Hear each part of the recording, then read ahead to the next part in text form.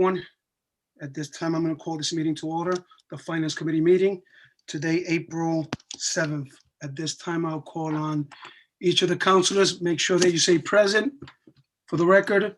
All right, Councilor Booker.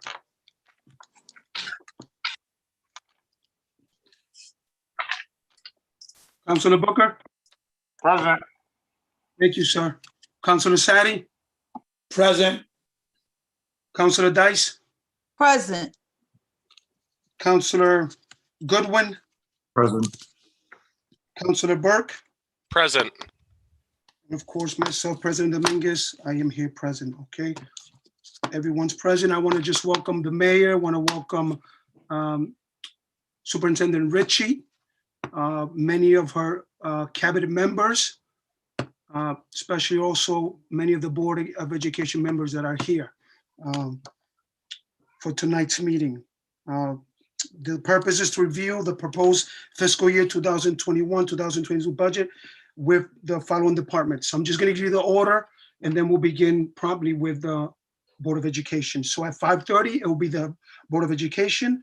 At 6:30, we'll move on to Public Works and Town Aid Fund.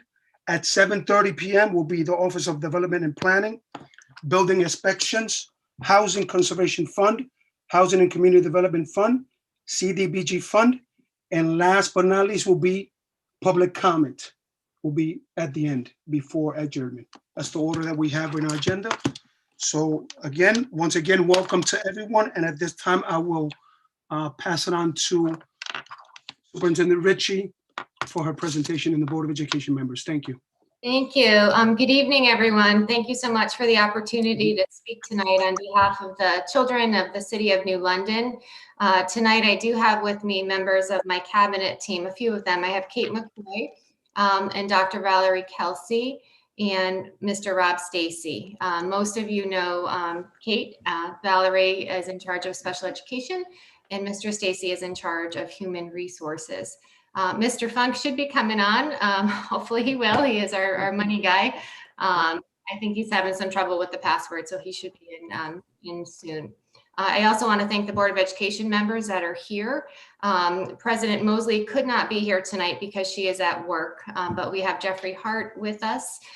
We have Elaine Maynard Adams, Rob Perro, and Brian Dowdy as well. And I think I caught all of our board members, but thank you for being here tonight as well. So I'd like to acclimate everyone that may be watching that we do have an electronic budget book that is on our district website. So if you do want to view along, I am going to use some information from that budget book in tonight's presentation. Kate McCoy is going to bring it up. You may access it by going right to www.newlondon.org. And then if you scroll down, you'll see we have a whole big section on budget. And here is a page in our budget book in the beginning. It is a flip viewer book, and under departments, Kate's showing you, thank you, under departments, and then over to business office, and then our budget is there on the bottom. In a flip viewer book, you can expand it with the magnifying glass to blow it up as large as you'd like to see. So if you're interested in all of the details of the numbers, you can easily see by going online. So thank you for the opportunity. I always start all of our conversations about all of the goals and aims with our and what we're supposed to do, and where our focus areas are. And obviously they're on the children of New London. Our vision is to unite in excellence. And that doesn't just mean the school district, that means the entire community, to wrap our arms around our students, really understand strengths and needs and work together to make sure they have an excellent educational program, pre-K all the way up through 12 and adult education. Our mission is to educate and graduate students who specialize in one of 3 themed magnet pathways. So we have the international education, which will become IB, STEM, and we have visual and performing arts, who are well-versed in the academic knowledge and practical experiences necessary to succeed beyond high school, who are critical thinkers and innovators, who are courageous and self-reliant, and who challenge the status quo while enriching their community, country, and global society. And a little bit more about our students. Our next slide is our population. So we are home to about 3,300 students. That number has stayed pretty steady. It always seems to range between 33 and 3,400. And you can see we are a diverse group of students. And we also have students that are all qualifying 100% for free and reduced lunch. So this is the breakdown per grade level, and a little bit more about the backgrounds of our students and our profile. The next page, please, Kate. We also are a magnet district. So that means we do welcome students from 37 different towns every single day. The towns that we are servicing are here on this map, and the total of our magnet and 61 students. We recruit throughout the winter and into the spring, and we have different timelines. So we're in the process for some of the schools for recruiting, but this is a big part of our budget. So I wanted to highlight this as well. The next page, please, Kate. On the left here, we are also home to quite a few special education students. So 564 of our 3,250 students are identified as special education students. And special education students receive services depending on their needs in classrooms. They could also have pull-out support programs. They could have resource room. We have medically handicapped classrooms, and we also have outplaced students. So this is a big part of our budget, servicing students across the district. The next page is another large subgroup. Matter of fact, this is the largest subgroup within our district, and that's our English learners. So we have English learners from multiple countries, I think 31 countries to be exact. And we have students coming as newcomers and students coming with varying levels of knowing language and then knowing how to read and write in the language. So this is the highest growing population. Kate, if you slide a little bit more over, I'm not sure if everyone can see, but the number is 800. So 800 students right now across the district are English learners. For both of these subgroups, which are our highest, students need individual learning plans, and they are tied to legislation, which means they can't just be in a classroom with one classroom teacher and no other services. There are wraparound services depending on their plan. Examples of such could be occupational therapy, physical therapy, guidance or counseling services, obviously different language support for learning language. And then you have medical needs and social emotional needs on either end. So this is for this population, and some of those services also expand to the full general population through 504 services as needed. Kate, you can click to the next one, please. Thank you. So our budget ask this year is a 2.2% ask from last year's general budget. So the recommended budget is $45,309,947. And it's a difference of a little bit less than $1 million ask at 2.23%. The next slide, Kate. This is a pie chart that says we're spending most of our money. I know it's tiny, so I'm gonna I'll read it out loud to you. So I highlighted the 4 largest sections on the pie chart. So the bright green is our special education services. So there you can see that's 22% of our budget. The larger blue section on the top is our core general programming and our electives for students. So that's 21% of our budget. The olive green color is taxes and benefits, employment taxes and benefits at 15%. And the mustard color is our operations, facilities, security, transportation. So it's those operational costs that are in the larger section. And then we have the breakdown below of all the different departments and how our total budget breaks apart into these sections. The next page, please, Kate.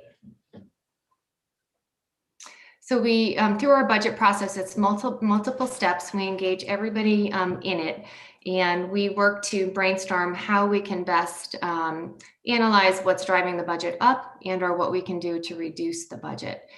So it's clear in our process that not unexpected, but wage increases have increased our budget. So we have 641.65 employees. So those are FTEs. So that's quite a lot of people, and we have 5 unionized contracts. So most of the city councilors should be aware of the contracts because you guys actually approve them. So you approve the teachers and you approve the administrators. So they're multiple years in advance that we plan out ahead. But wage increases for those 5 contracts you are locked into. So that is one of the biggest cost drivers as expected. I can tell you specifically one example. So just the teacher's contract alone is $447,481. So that's just rolling over the teachers for their increase. So again, if you think about our total ask of less than $1 million, almost half of that is just trying to, we have to follow the rules of the contracts. We also lost some magnet tuition as we are going through COVID. So we are hoping to get all of that back, keeping our enrollment and meeting our requirements for magnet. Our health insurance rate went up 6%. Transportation rates have gone up. We have increased cost in electricity due to additional HVAC space in the construction at the high school. So all of you know that we're expanding a wing of the high school. And facilities increased to continue with our capital improvement plan. We also had a pretty hefty bill from Isaac. So that is a big amount that is in our budget right now. On the flip side, we work to make some reductions. Kate, not a flip. Yep, there you go, just a slide. So some cost saving strategies. We did count the Alliance grant in this budget. So that we were proposed originally to get about 1.1 million in Alliance funding. So we added that to the budget. With that said, since we published our budget book, the governor put forward his budget. So I just want to make the council aware that in the governor's proposed budget, he is proposing to not give the Alliance dollars. He has that proposal not to give them because districts have gotten ESSER funding. So that's the COVID relief funding. So that is a big piece of our puzzle. Of course, there's been a lot of advocacy and writing of letters to the governor's office to say that would be detrimental to districts because we were planning on that. But we will all have to watch the governor's budget to see exactly what happens, but that's worth $1.1 million. We also tried to reduce supplemental instruction and use people that are on our staff instead of contracted services. We reduced 2 administrator positions in this budget through the general fund. We reduced 20 vacant paraprofessional positions.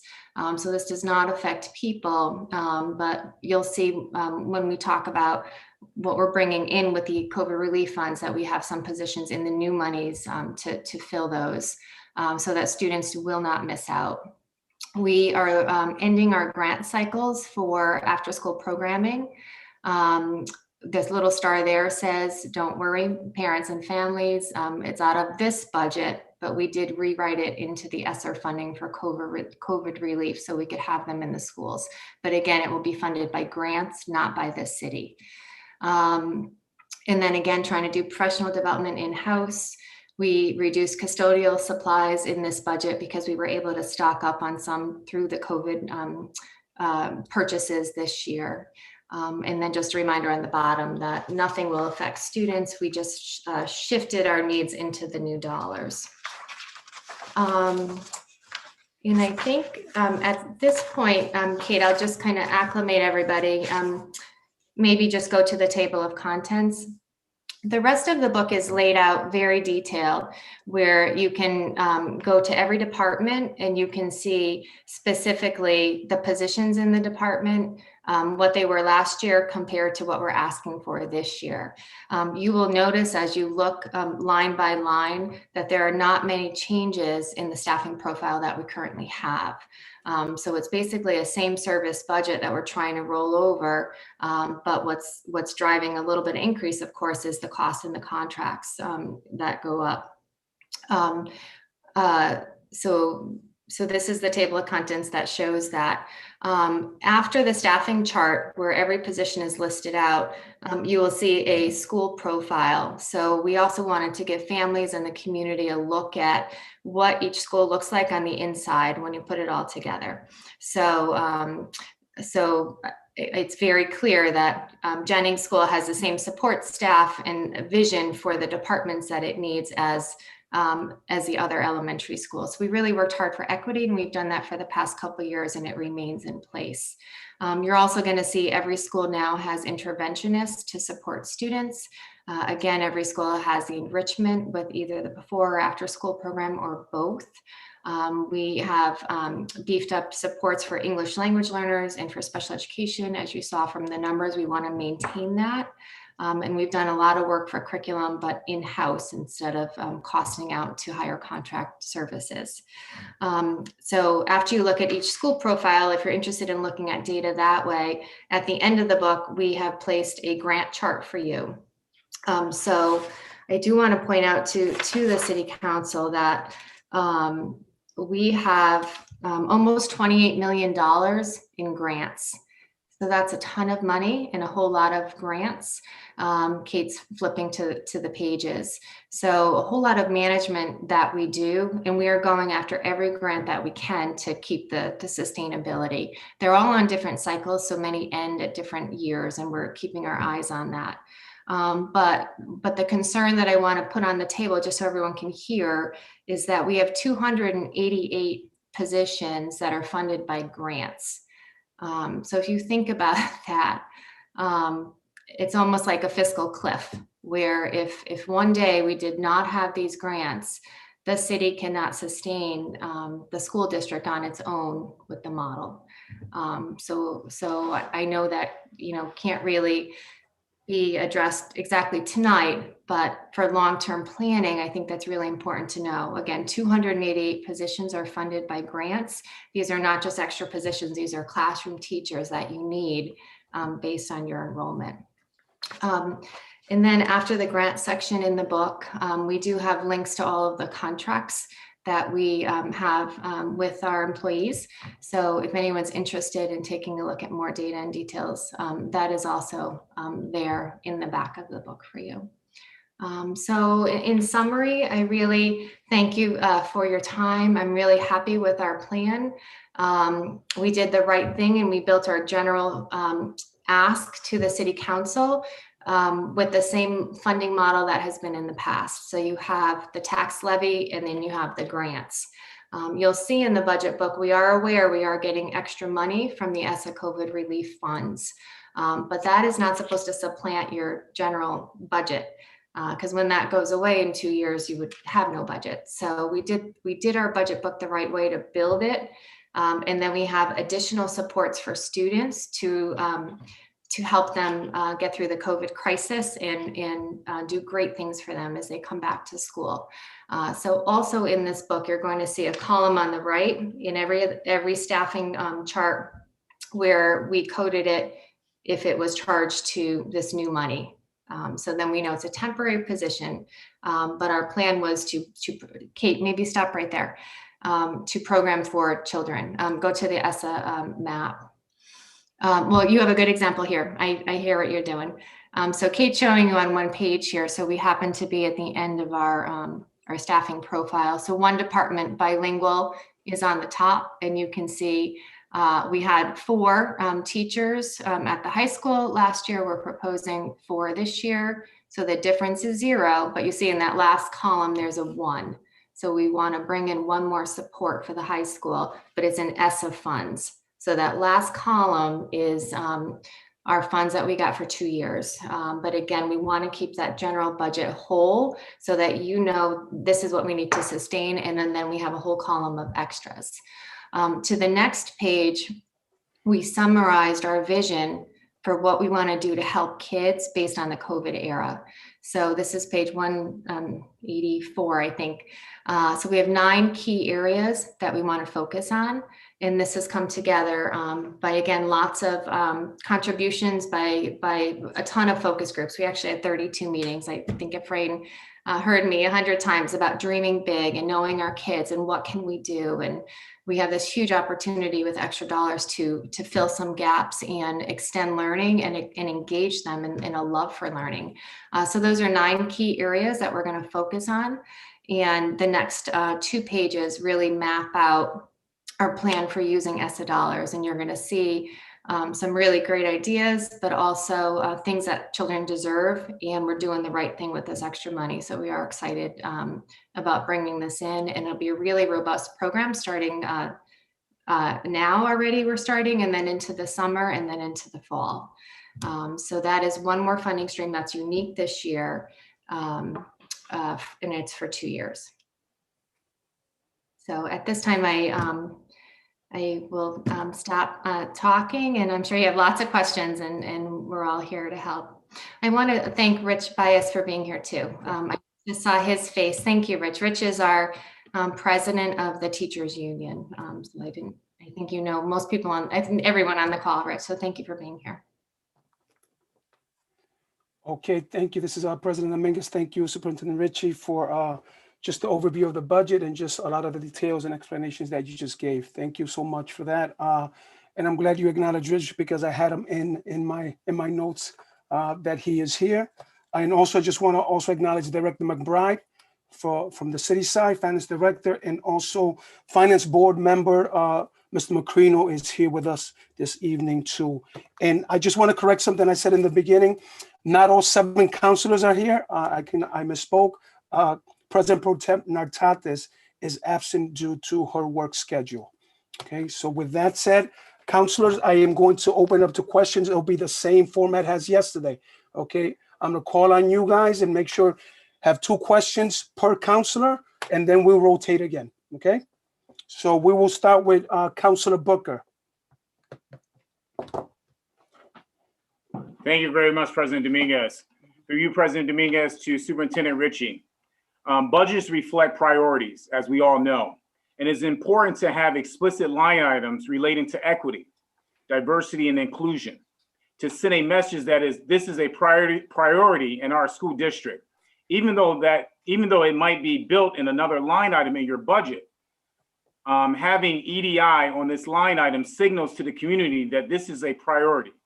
So my question to you, in regards, as I've been reflecting and reading this budget diligently, going through every line item, where is this priority explicitly funded in the 2022 budget?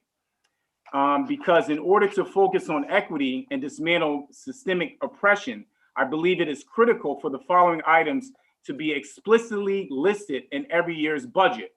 Annual minority recruitment led by minority staff. Annual minority hiring committee consisting of a group of diverse staff for hiring all school and district employees.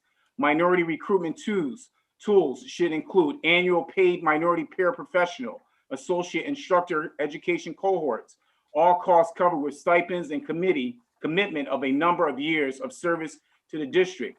Annual paid certified teacher education cohorts, all costs covered with stipends and commitment of a number of years to service to the district. Career pipelines for non-certified staff to become teachers, and teachers to become school leaders, and school leaders to become district leaders. So that goes back to my question again, where is this a priority explicitly funded in the 2022 budget? Thank you. Thank you. Thank you for the question. The answer to the question is throughout our entire district improvement plan. So the answers are in the district improvement plan. They go in every single department. So we're doing a whole lot of work with equity and all of the things that you did mention, starting with curriculum. So the first part of our district improvement plan is curriculum. So we have work that is being done with curriculum, and we are inputting into curriculum culturally relevant pedagogies and culturally relevant materials. So I have Dr. Hills on the call here too. So that's in regards to curriculum. Through department 2, Mr. Booker, which is our second goal, which is climate and culture. You'll see specific goals that are measured that also continue the work. So we have the entire staff going through book studies of Courageous Conversations About Race. We just finished another workshop today, engaging several hundred staff in it. I see Efren you were in your middle school meeting today. We are also connected to CERC, and we're connected to the State Department. So we have a team there that connects our Delta to CERC and to the State Department. In regards to minority recruitment, we do have a committee in place that's made great strides. Mr. Stacy has data if you're interested in our efforts to recruit.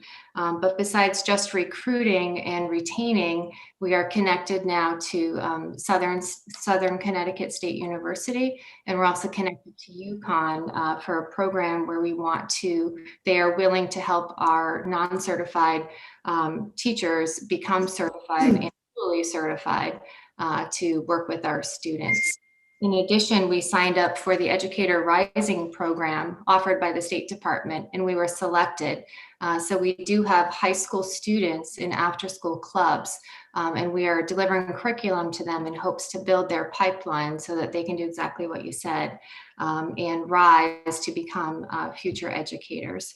We're also offering Para-Pro coursework and helping paras study so that they can become certified and we can hire them. And Valerie's leading that initiative, and we just hired another 7 that have successfully passed the test. We also have parent groups that talk about race in Courageous Conversations.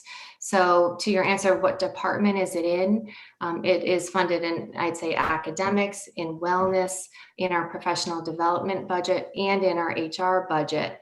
But it's also free because we're going after grants and being accepted to be part of this work together. As for in the budget book, another added layer that we wanted to bring in was actually a whole equity and engagement team. So we have a team already, but I wanted to expand it as I explained in all the schools when I went around with the Dreaming Big meetings about bringing together our cultural competency committee, our discussions on race, our additions to curriculum, but now also culture. As I said in the beginning, we have a ton of countries that are sending culture, and we want kids to have a chance to tell their story. And that's how you build your relationship when you know more about that.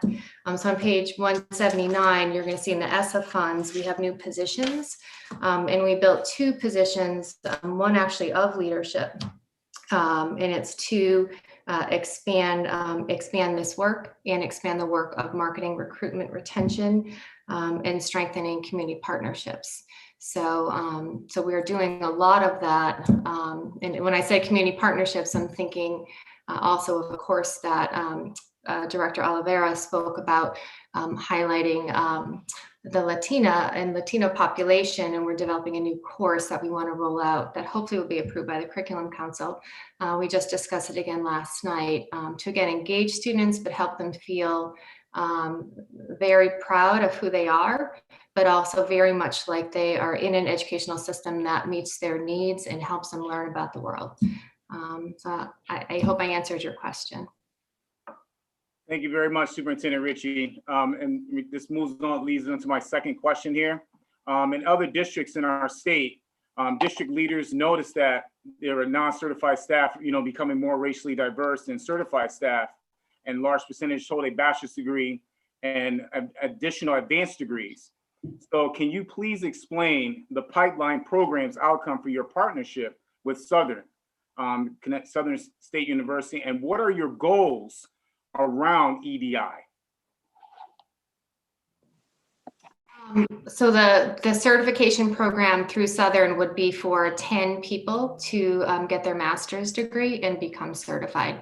Right now, we have reached out and continued a partnership with them and said, yes, we're interested, but it's actually their grant, Mr. Booker, that they're applying. So when they hear back, if they were awarded the grant, we will get more information. So we are signed up to be a partner for them. As for I forgot to answer your question about, are we able to pay for people to get their degrees? That is about $60,000 a person, and that is not in this budget. We just can't sustain that. So instead, we're looking for other alternative ways to foster that culture of growth mindset and learning and opportunities and growing within. Two of the positions in the ESSA funds are leadership positions, but you do not have to have an 092. So we're also trying to look for ways to grow leaders who may not have that degree, but have the leadership potential and the passion. So those positions are in here. Actually, the equity position is one that is in here for that. But I know I'm on the governor's task force for the state of Connecticut, and a couple of them actually. And one of them, there is a push for, could there be solutions or partnerships with colleges to make that happen? I did talk to the new president at Connecticut College, and she is looking to bring back the education certification program. So that's another route of possibility. So I share in your quest for what could some solutions be. But right now we're reaching out for partnerships and doing what we can. As for your question of extra pay or sign-on bonuses or retention things, we're very open to that too. But Mr. Stacy's on, we've talked about it quite a bit. All of that would have to be negotiated through the union leaders for their contracts. So that's a possibility, but that's not in this budget yet. It's not in their contracts yet. Thank you very much, Superintendent Ritchie. Council Booker, I have no further questions. President Dominguez, thank you, Councilor Booker. At this time, I'm going to call on Councilor Sadi with your 2 questions. First question would be, or it's actually a statement. Excuse me a minute, let me just put my glass on. Your ask is $45,003,000 and some change. Governor's proposal is $44,506,409, which indicates to me about a $497,000 difference. Do you think there's anything in your budget that could be reduced to make that number closer?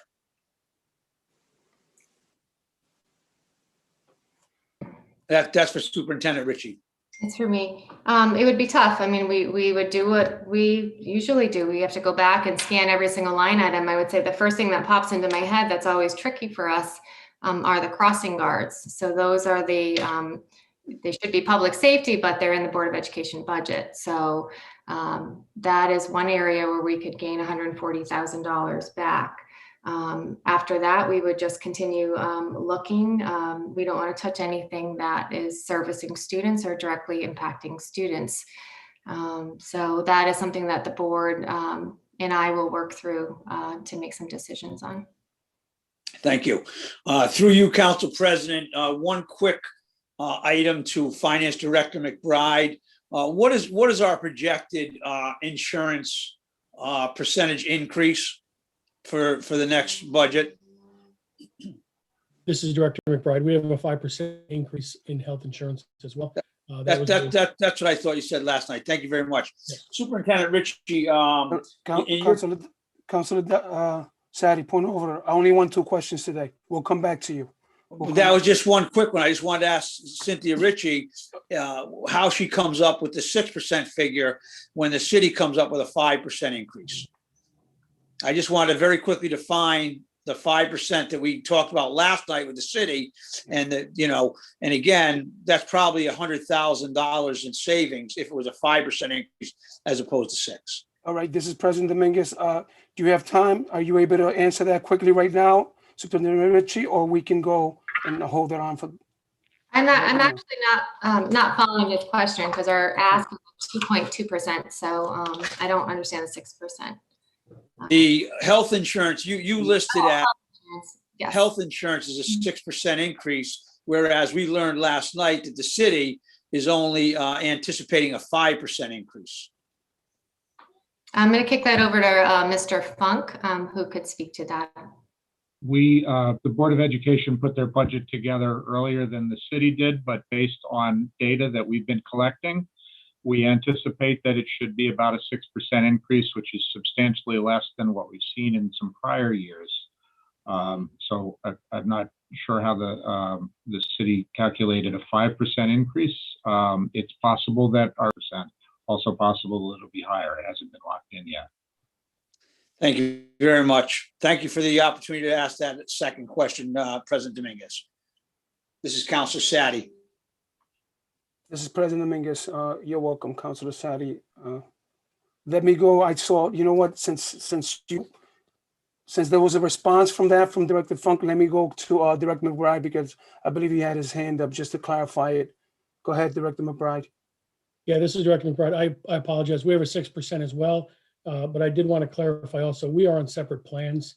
The 6% that we do have in the budget is based upon the consultant's recommendation on what our plan would be. But even though we're both at 6%, it's not necessarily that we'll be at 6% for actuals or for future projections, because the Board of Ed, and Rob can provide more details, entered into a new plan, I think it was a year or two ago, and the city's still on the existing plan. So it is 6%, and it may be different than the Board of Ed in the future. Okay, this is President Dominguez. Thank you, Director McBride. At this time, I'm going to call on Councilor Dice. Hi, this is Councilor Dice. So thank you, first of all, for your presentation. I appreciate you showing why it's going to be an increase. And one of the things you mentioned was about the magnet school recruitment is lower. And it sounds like you're going to hire a staff for recruitment, because that seemed like that was one of the reasons we're having a shortfall in revenue in that area. Is that correct? And what is the plan? I'm sorry. And what is the plan for recruitment to bring those dollars back? Those are two-part question. Thank you.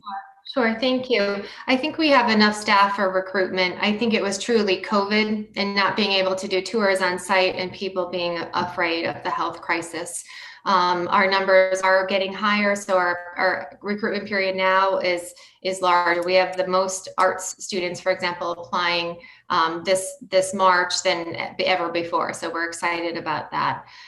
So recruitment continues. We have a director of arts. This leader in our district can handle that. Plus we have Kate McCoy's marketing and recruitment office. So besides operations, she's in charge of all of that. We actually found the virtual technology, such as using Zoom like tonight, one other way, a new way to market to families. And then we have a lot of videos out that we've made pre-COVID and during COVID to send out. So I think we're okay. Our story is we have to continue to rise to be excellent in the school district. So that the entire plan is trying to recruit kids to come, but yet we are still an opportunity district, which means we're one of the lowest performing districts in the state of Connecticut, and we've been this way for years. So it's that kind of balance of we have to be innovative, we have to do something different, we have to recruit, and we have to do all of the right things that we are aiming to do. And again, I really encourage you to look at our district improvement plan. We have a really good roadmap of how to get there. There are a lot of missing pieces before. I feel now we at least have a solid foundation. And then as people tell their stories of success and coming and staying, that will help. So I think we're going to be okay with recruitment.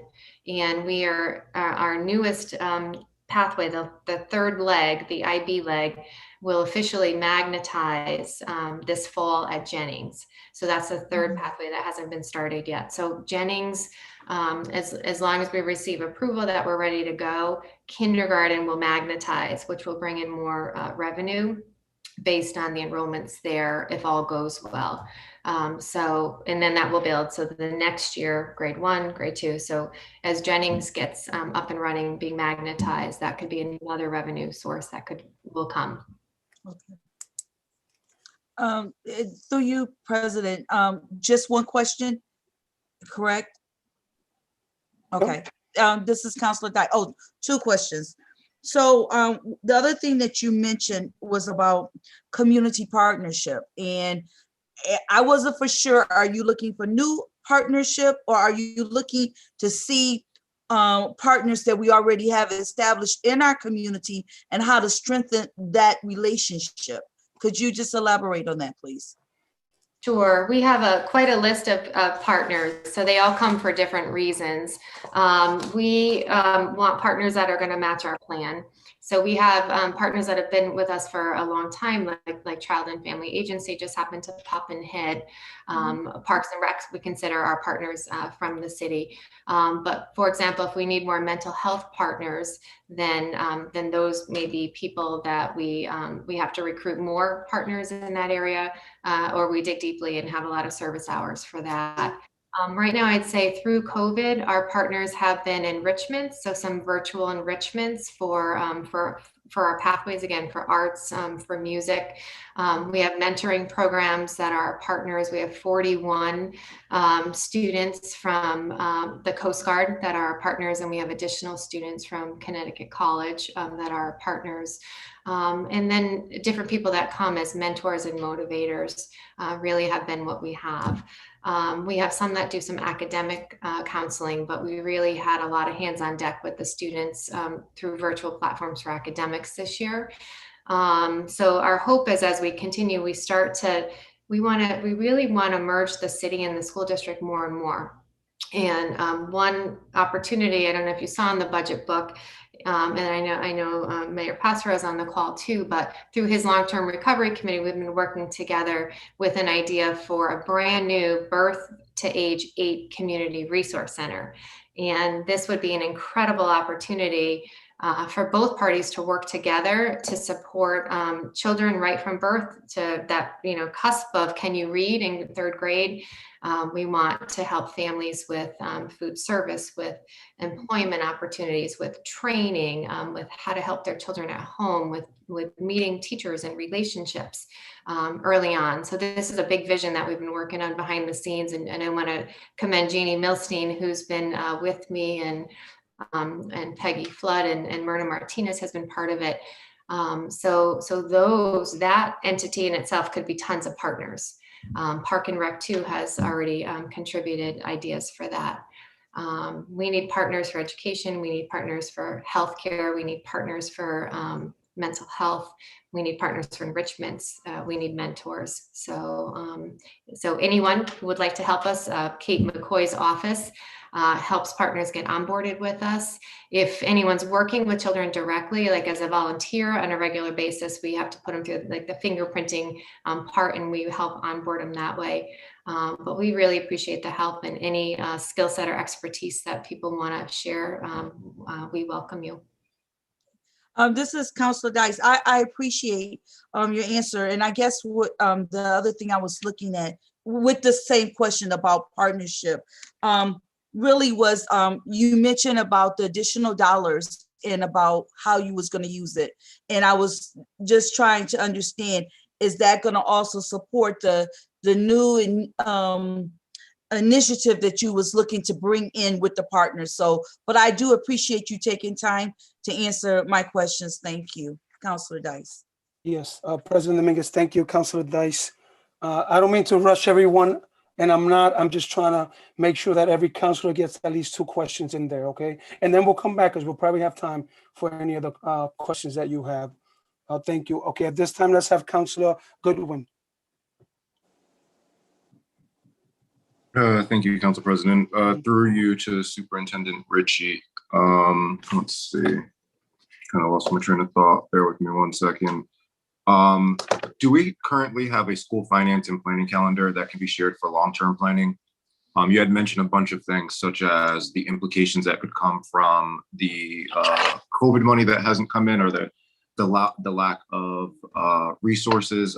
You also mentioned there'd be more students that would hopefully be coming into the magnet program with the magnetization of that 3rd pathway. I just want to know if there's any ways where we could follow along for a better chance at long-term planning to avoid, this shortage that we have in your current ask.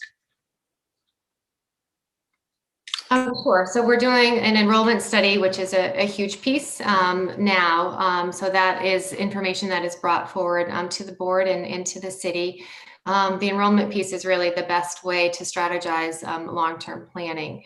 As for the magnetization of Jennings Kindergarten, that is planned for in our budget because all New London students hold seats no matter what. So they will come into the district. And then we aim for 25% of students to be magnet. So we do have seats saved for both parties there. I think a good thing for City Council to know would be when the grants expire and what the grants are. So that is the last couple pages of our budget book, where we have the $28 million and the several grants that we're managing in the back of the book. But that's really Can I important. stop you for sake of time? Stop you there. I guess I was more so alluding to more long-term planning, whereas now we have a shortage. You're asking for an amount that the mayor, there's a difference in the amount that you're asking compared to the amount the mayor has proposed for us to consider. What I'm asking, is there a chance or an opportunity for us to have long-term planning conversations prior, as opposed to just now? So some of those things you just mentioned, such as when the grants expire, some of those things we'd like to know in the beginning of the school year, the enrollment numbers, how they differ, et cetera. All those things have implications on shortfalls or long-term planning. Also, it gives our finance director a chance to work more collaboratively with your finance director. And perhaps the Munis system may be a way of having that dialogue or that conversation and transparency into things. So I was more so talking about that, less of the nitty-gritty. Sure. I think what President Dominguez started this year with Regina Mosley with the budget planning meetings, you guys started way back in the fall, and you guys did meet several times talking about some of these goals. I think that should continue. So I know the finance directors were both part of that. Also, the city councilors definitely checking the contracts as they come through for signature and approval. So again, all of our contracts that are negotiated do come to you, and those are all mapped out for 3 years. So we can already estimate just by rolling up the contracts next year what the budget ask could be if it was just living in the contracts with no other service changes. So that's really it. So the budget really kind of shouldn't be a surprise when you think about the contracts. So again, the teacher contract is bringing in almost $500,000 just with the teacher contract raises. The teacher contract was signed a couple years ago. Thank you. One last question. In terms of the ask right now, again, there's a shortage. More so want to hear a little bit more about the funds that you haven't used. I know they're mostly related to COVID. But I want to know, I don't think those are realized in your current budget for planning purposes, as you had mentioned earlier. How do you foresee that adding to the budget and or helping with some of those shortfalls? So I'm not sure if I understand your question. You're asking about our ESSER dollars and what our plan is for that? Correct. So the ESSA dollars are mapped out through our whole staffing profile and in those pages 173 to 176. So my apologies. You had mentioned that there was new monies that may be coming in that are not realized in the budget. I guess I was more so concerned with any new opportunities for revenue, or you guys have actually realized all current revenues that are on the table. We realized all current revenues, and again, it's the opposite. We are afraid we may lose 1.1 million if the governor's budget does not put back Alliance dollars. I just wanted clarity on that mix of 1.7 million. Got it. Thank you. No further questions. Okay, President Dominguez, thank you. Councilor Goodwin. At this time, let me call on Councilor Burke. Thank you. This is Councilor Burke. Through you, President Dominguez. First of all, I just want to thank Superintendent Ritchie for I love the electronic version of this budget. I love that it's searchable. I can type in, certain things and it jumps me to the page. So props to you and your staff on that. My first question, similar to Councilor Sadi's question, but I'd like to direct it through you, Mr. President, to Vice President and Board of Finance Committee Chairman Jeffrey Hart.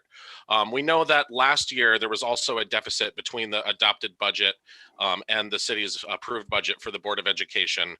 From the side of, as a Board of Education member and Finance Committee Chair setting that budget, can you remind us of some of the cuts that you had to make to get the budget in line last fiscal year, and from your perspective, what some of the cuts might have to be made should this budget not be increased as proposed this year?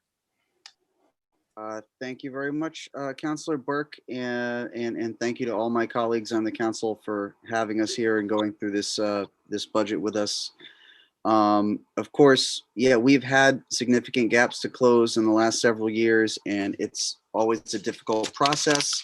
So we try as hard as we can to not affect teachers in the classroom. So we want to keep all of our teachers and interventionists, which leaves things on the chopping block like supports.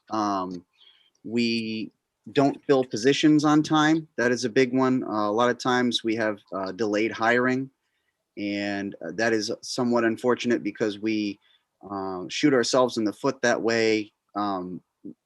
As every other school system is trying to gear up and hire people for the upcoming school year, we're having a harder time doing that because we in past years delayed hiring a director, an assistant principal, and some other positions. I believe we eliminated the extended day at Winthrop. We try to target our least impactful enrichments in that way, that we felt those were some enrichments we could get in a different way. So we, got rid of that cost. I'm not sure if it was last year or the year before, but I believe we ended a partnership with Ness, which was a community partner that provided an extracurricular, enrichment, but, again, was one of our more expensive partners. So those are some of the opportunities that get lost, when we try to cut a, budget by $500,000. Yeah. Understood. This is Counselor Burke. Thank you very much, Vice President Hart, on that. My second question, through you, Mr. President, to Superintendent Ritchie. Just confirming that I see here, I'm looking at pre-K, a particular of interest of mine, that there is seems to be remaining a total of 4 full-time equivalents for preschool certified teachers from this year's budget to that year's budget. So my question is, in the development of this, has there been talks about expanding the pre-K program? I know personally I would love to see it grow, and I would love to, eventually try to make it universal so that all students in New London are able to take care of our pre-K program. So if you could just comment on that, I'd greatly appreciate it. Absolutely. Very happy to. You spoke to my heart. That's my dream for New London as well. 2 things. So 4 classroom teachers are what we have currently. You'll see in the ESSA pages, I mapped out an additional 6 classrooms. And these are, additional 6 classrooms at a part-time rate. New London has a problem with trying to do universal preschool because of its facilities. So when someone signed off on the magnet plans back in 2013, Winthrop and Nathan Hale were signed off as a K-5 school, not a pre-K. So you could never put preschool in there, which was too bad. Jennings has 1 preschool. Harbor has some preschool, but you have to have first floor, no stairs. There's a lot of parameters, so it's space.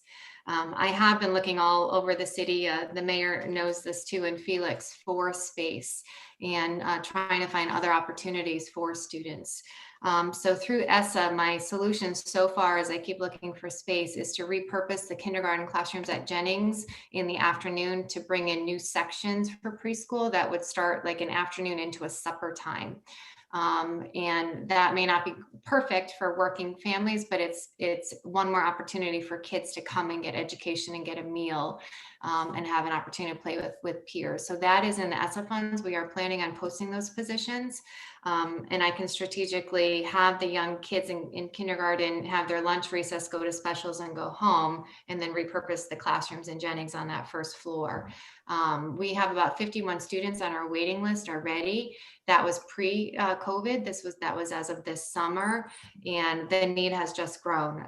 And that is such a critical time. That's where all the brains are developing. Mental health needs are there, academic needs are there, there's sponges. I mean, that is a solution, which is why also I'm so excited about the possibility of a Birth to 8 resource center, because if we can't bring the kids to school for universal, then we have to do something and get them here. I did just map out the cost of preschool. So if I were to do a full preschool at 25 classrooms, it would be about $2 million a year. So 25 teachers and then support staff is the estimate. That's not for facility, that's just for staffing. With that said, it's so worth it. When I was working in East Hartford, we did close an elementary classroom and redistrict students, and we made just a universal preschool. And we had over 300 students on every given day in that facility receiving services. And that is the heart of success as we move forward. So any solution anyone has for space, that would be a dream for the children and for the city and for the families. This is Councilor Burke. Thank you very much, and I appreciate your insight on this subject. I appreciate your initiative to use some of these federal dollars for it. And another reason why I think on the general side of your budget, your request is well worth fully funding. Thank you. Nothing further, Mr. President. Thank you. Okay, thank you. This is President Mingus. Now I just have two questions quickly. They'll be directed to you, Superintendent Ritchie. I know that you mentioned, if I'm not mistaken, the ESSA money that we're getting from the state that you're planning to hire. Is it at the high school bilingual? Is that correct? Did I heard you say that? Yes, so not just the high school, throughout. So we made our 9 buckets, and we have Okay. multiple staff. So there's more than one position for EL bilingual for special ed. Yeah. Okay, so all those hires eventually, so ESSA money is good for what, 1 year or 2? Is it 1 or, okay, 2 years? So after that, what is the plan to, because eventually these are going to be permanent, full-time positions, right? They could potentially become. So again, we program based on the needs of our kids. Mhm. Right now, our data shows us that the EO bilingual department needs additional assistance. But that's why we made this column in our budget book. So we will have to look next year to decide, do we absorb this as a permanent? Or is this something we are going to live with 1 more year and then not need because we've done other things or the population has changed? That's why we want to clearly put it in there to know it's temporary unless the board makes a move to absorb it into the permanent. But to me, knowing, I don't know the enrollment studies yet, but eventually I imagine it's going to have to be absorbed, I imagine. If the enrollment is the way that it's going, especially for ELs. Yeah, and we're continuing to go after every grant that we know. So, Efrain, we worked all year on the Commissioner Network grants for middle school and for high school. So those are other opportunities that we possibly may land. We're writing after school grants right now. Even though we have money, we are going after everything. And if we land the after school grants, that could get us at least that part covered for 5 years after this runs out. So we're going to keep trying to piece the puzzle together. But you are correct there. It's on borrowed time. Yep. President Dominguez, no, thank you, Superintendent Ritchie. The reason I say that because I know how hard your cabinet works. Obviously the teachers work really hard. I'm part of that, and I'm proud to be a New London teacher. I'm glad that I'm part of it. I know the work that we have been doing, and it's difficult. It's tough times, but you mentioned something which I plan to continue. It's the collaboration between President Regina and some of the board members, and also myself and many of our counselors that were part of it. And even though we did meet with a lot of the finance directors, we want to start early to meet with you and the mayor, because I think the idea is to have these conversations, but to have an action plan and make decisions. That's the plan. I believe in what you're saying. I think we're all in it. We're in it for the city. We want unity, and we want everyone to excel in our city. Whether you work on the city side, whether you're in education, it's one team. So we have to start those dialogues, conversations, action plan, make decisions. But in order for that to happen, we have to meet constantly, regularly. So that's one thing that I plan to do. I want to keep it open. As long as I'm part of this council, that's what I plan to do. I plan to do that and make decisions, okay? Not just conversations. Let's make decisions. Let's plan it out. And I think, you know what? It's going to happen. I have faith that it's going to happen. But again, we have to collaborate, hear each other out, listen to each other, and make the decisions they have to make, because it's good for the residents of the city, whether it's the children or the city side. So all together. So with that said, I know that we just have a minute. I'm always trying to, that doesn't mean, just to tell you, I'm going to have a consensus we're having a meeting with the counselors, and eventually if we see that it's a need to bring you back, we will bring back the Board of Education with Richie, and everyone else that's part of this. So I appreciate your time this evening, everyone that's been part of this meeting. Thank you for being here and Thank you and your partnership. I appreciate everybody. Thank you. you're welcome. Thank you very much. Mr. Clerk. You're welcome, board president, vice president. You're more than welcome. All right, so at this time, we will continue with Public Works. Okay, we have Director Seer with us. Are we ready to go? We are, sir. You don't need a breather? No, we're fine. We're moving. Going right through. Great. Mhm. Good evening, everyone. Brian Sear, Director of Public Works. Thank you for this opportunity. Before we get into the actual budget numbers and back and forth and questions, I'll give a brief overview. So up until last year, we were on a fairly tight budget framework throughout the city in terms of holding the line and contributing to the overall financially responsible efforts that the administration were making. Last year, we did end up increasing funding in a couple key areas for public works. One was in our parks area to enable us to do more maintenance, repair, and purchasing of critical items. Another was in the mechanical maintenance area. We always historically would be tight at the end of the year in those mechanical maintenance line items as vehicle issues came up that had to be dealt with. So we did up that a little bit last year, and those were good moves. They were necessary moves, and we were able to work with them. I'll be honest, this was not a normal year, I'm sure, for anybody, but Public Works was, was affected by that. It's been very challenging, rewarding in a way, exhausting in other ways. We were called upon to have a key role in terms of making city facilities, buildings safe, trying to provide recreational opportunities and activities, working along with the recreation department, but keeping the bathrooms, porta potties, all that safe, and just trying to keep everybody safe, but keep some sort of normal activities going within the city. It was a challenging year, but I'm proud of what we were able to do, and at the same time, keep our staff healthy and keep essential services being provided to the city. We had a few challenges along the way, but I'm proud of how everybody rose to those challenges, and I'm appreciative to be a part of that team. We've also, it doesn't come out on the spreadsheet, but I've been making efforts to, just from a relational standpoint within the department, to ensure a little bit more teamwork, get people working together, have people understanding that they're all have great ideas, great work, and contribute, and that teamwork atmosphere is bearing some good fruit.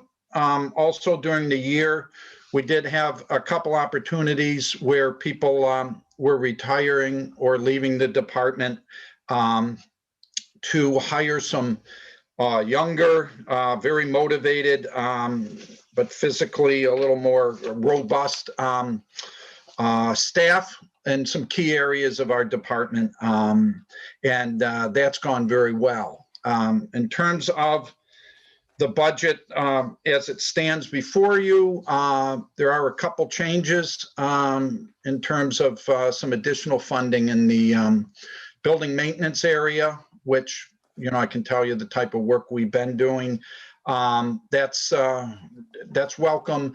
And we have a little bit of an adjustment in our energy line items. That's not something that we can choose. That's something that covers our payments for our gas and our electric. We made some minor changes just to make sure that we were covered in those areas. Other than that, in terms of what the department is doing, we're continuing with the needs of the city. We are involved from an administrative standpoint in some major construction projects that are starting up online, major road, crosswalk, street light enhancement project up on William Street near Connecticut College. We have at the intersection of Bank and Tilly Street, we have a major signal upgrade and removal of ancient utility poles and upgrade in that area that's going to make it more attractive and also safer for pedestrians and vehicles and the critical needs of the fire department.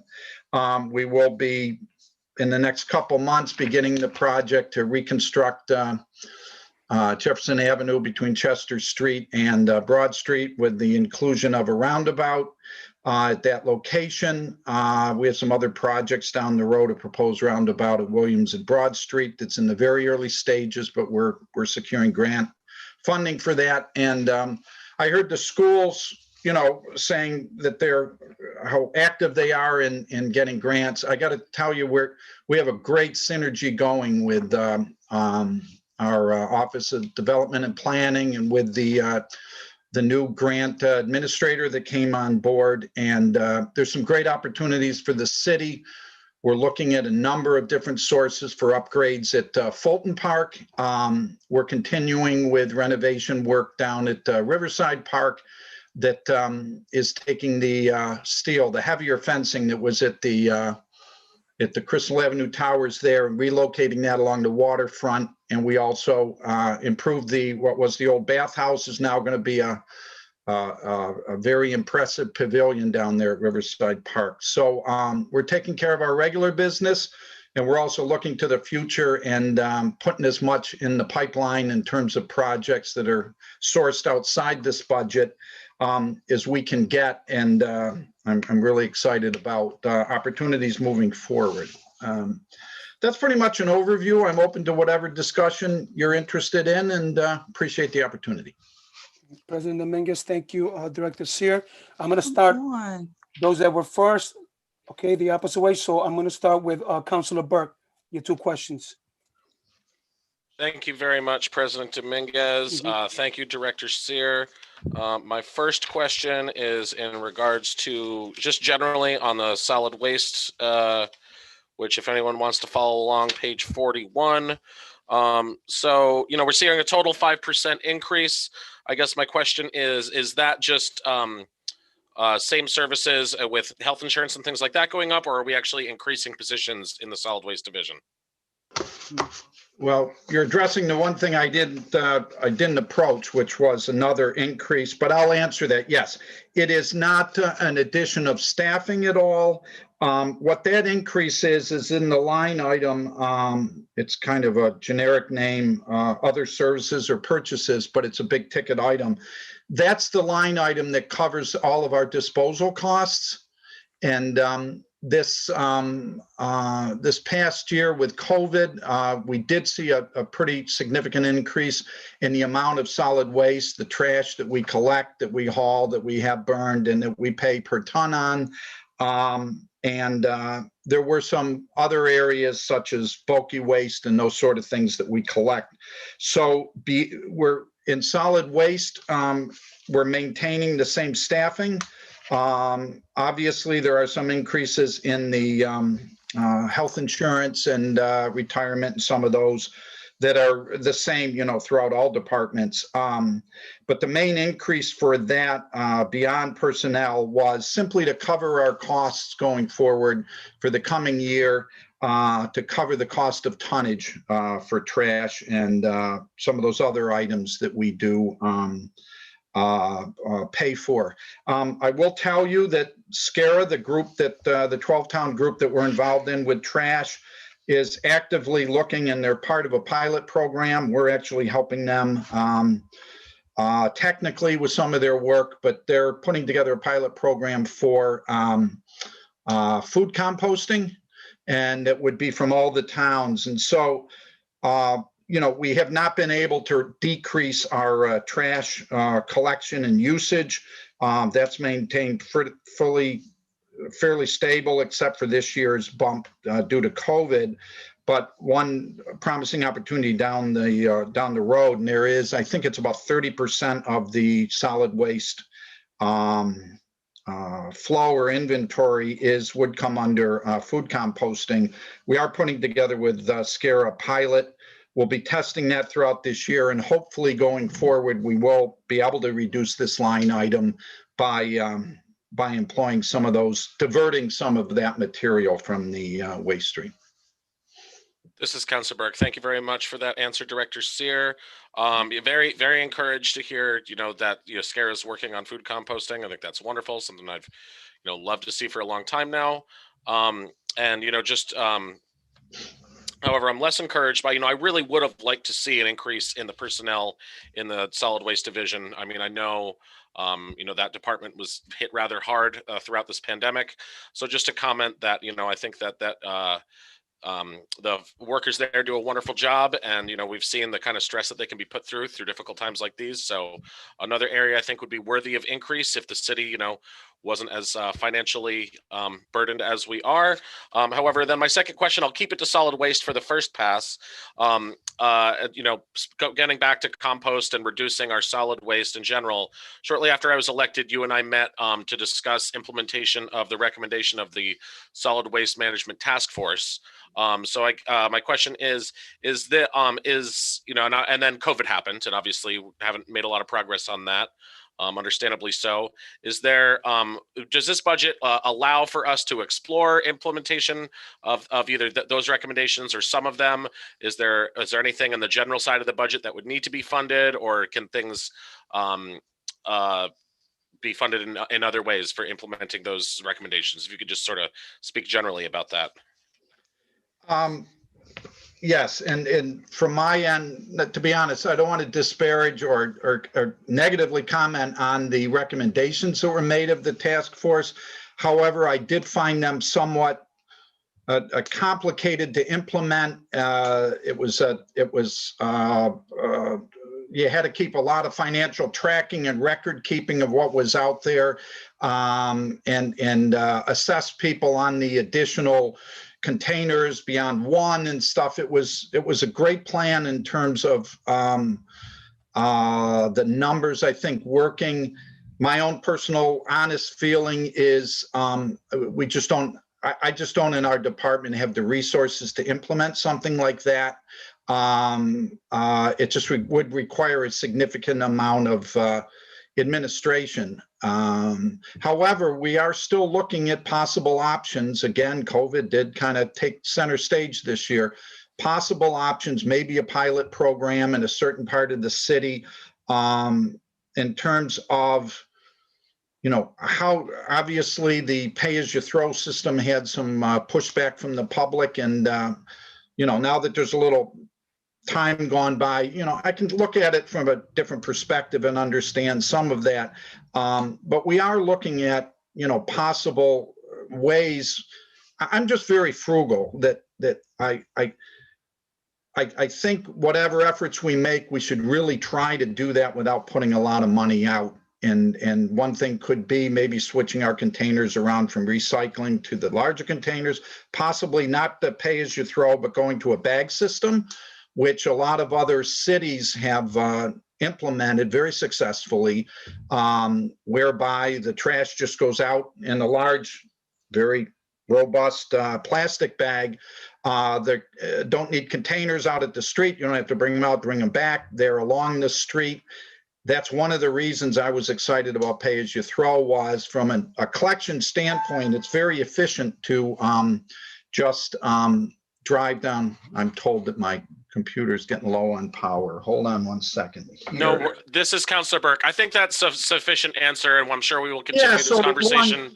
Long and the short of it is we're looking at more kind of strategic or tactical approaches, but taking that large project on would be a big project administratively.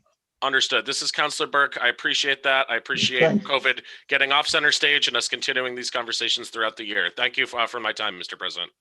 No problem. This is President Dominguez. Thank you, Councilor Burke. Director Sear, did you make sure you plugged in your computer? We don't want to lose you. I am ready and charging. So we're good. Thanks for the patience. No problem. All right, at this time, I'm going to call on Counselor Goodwin, sir. Thank you, Council President. Through you to Director Sears. Could you just let me know what is the vision for Public Works moving forward, and where are some of the shortfalls that we should consider as we move along? The vision moving forward is to continue to effectively provide services to the city of New London as they come up, and to increase the productivity and the I talked about teamwork before. The era of having the luxury of having kind of silos of departments that only did one sort of thing, and that the employees never worked together with each other, and everybody just stayed in that little box just by economic necessity and the way they tend to like to help things move along. We're moving beyond that, and that's a continual process that has worked very successfully for the city, where we have a public works department that provides services to the city, but that all of our staff at any given time feels comfortable working together to address whatever needs there are at that day, at that week, at that month, or that season. And that's a continual process, not just from the willingness of the employees, but from a management standpoint, actually kind of dialing that in and making sure that we're using the best of our resources going forward to most efficiently address the needs at any given time in the cycle system. As far as the challenges going forward, one challenge is an aging workforce, and there are a fair amount of staff that are in their late 50s, early 60s, and that have worked for the city for a long time, day in and day out.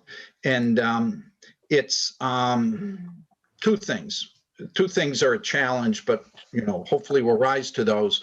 Is that staff ages out, is getting a younger, physically fresher, if you will, workforce involved, but also hiring is very, very important. You want to hire the right people. You want it to be a fit for them. You want it to be a fit for the city. And when you have, perhaps not as many staff as you had at one point, it just becomes that much more important. That hiring process is really important. You might not see it, but the culture of the department really has an effect on what we can provide for the city. And on the flip side, if you have challenges within that, whether it's morale or people not all working together, it can really drain our energy just to be able to provide what we need to provide. So going forward, like I say, it's creating a department that is responsive and efficient and positive, and keeping track of really providing the needs of the city. Because the old kind of way of being that was just, you came in, you did your job, you went home, and just that.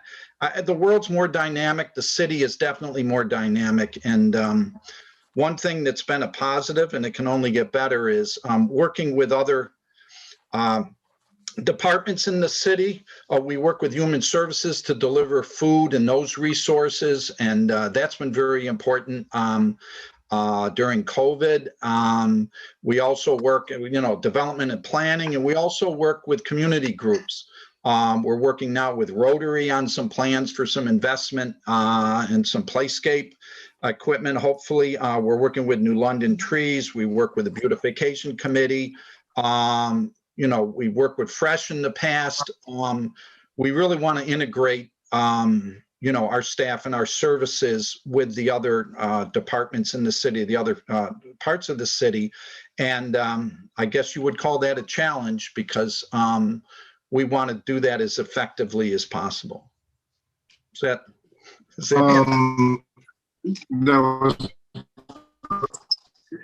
thank you.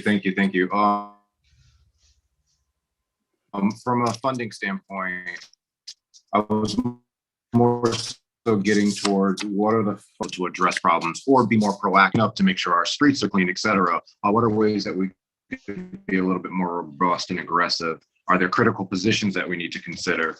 You mentioned an aging workforce. Are those accounted in the positions that you are asking us to staff as we go along? Yes, they're included because that's just part of our union arrangement, union contract. We don't really have the flexibility to move within and out of that. My personal approach is to increase the effectiveness of the department staffing wise within the parameters that we have now. I think that's a sweet spot. I wouldn't want to lose any staff. Right now, I see the ability of the staff to work more cohesively together is being of a better approach right now than simply adding staff. We make it work. And I'm not trying to avoid the question, but we make it work with who we have, and making them more effective and more comfortable is really my focus right now, as opposed to adding more people to the staff. Other lines we've talked about for maintenance and repairs and stuff like that, those have all been good moves to increase those. Thank you, sir. That answers Thank the you. question. All right, so President Dominguez, thank you, Councilor Goodwin. At this time, let's go to Councilor Dice.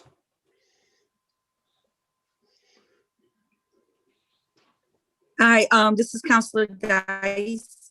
I just want to make the note is that this year, so many people in our community have noticed the hard work that you guys, the other counselors did increase the staffing.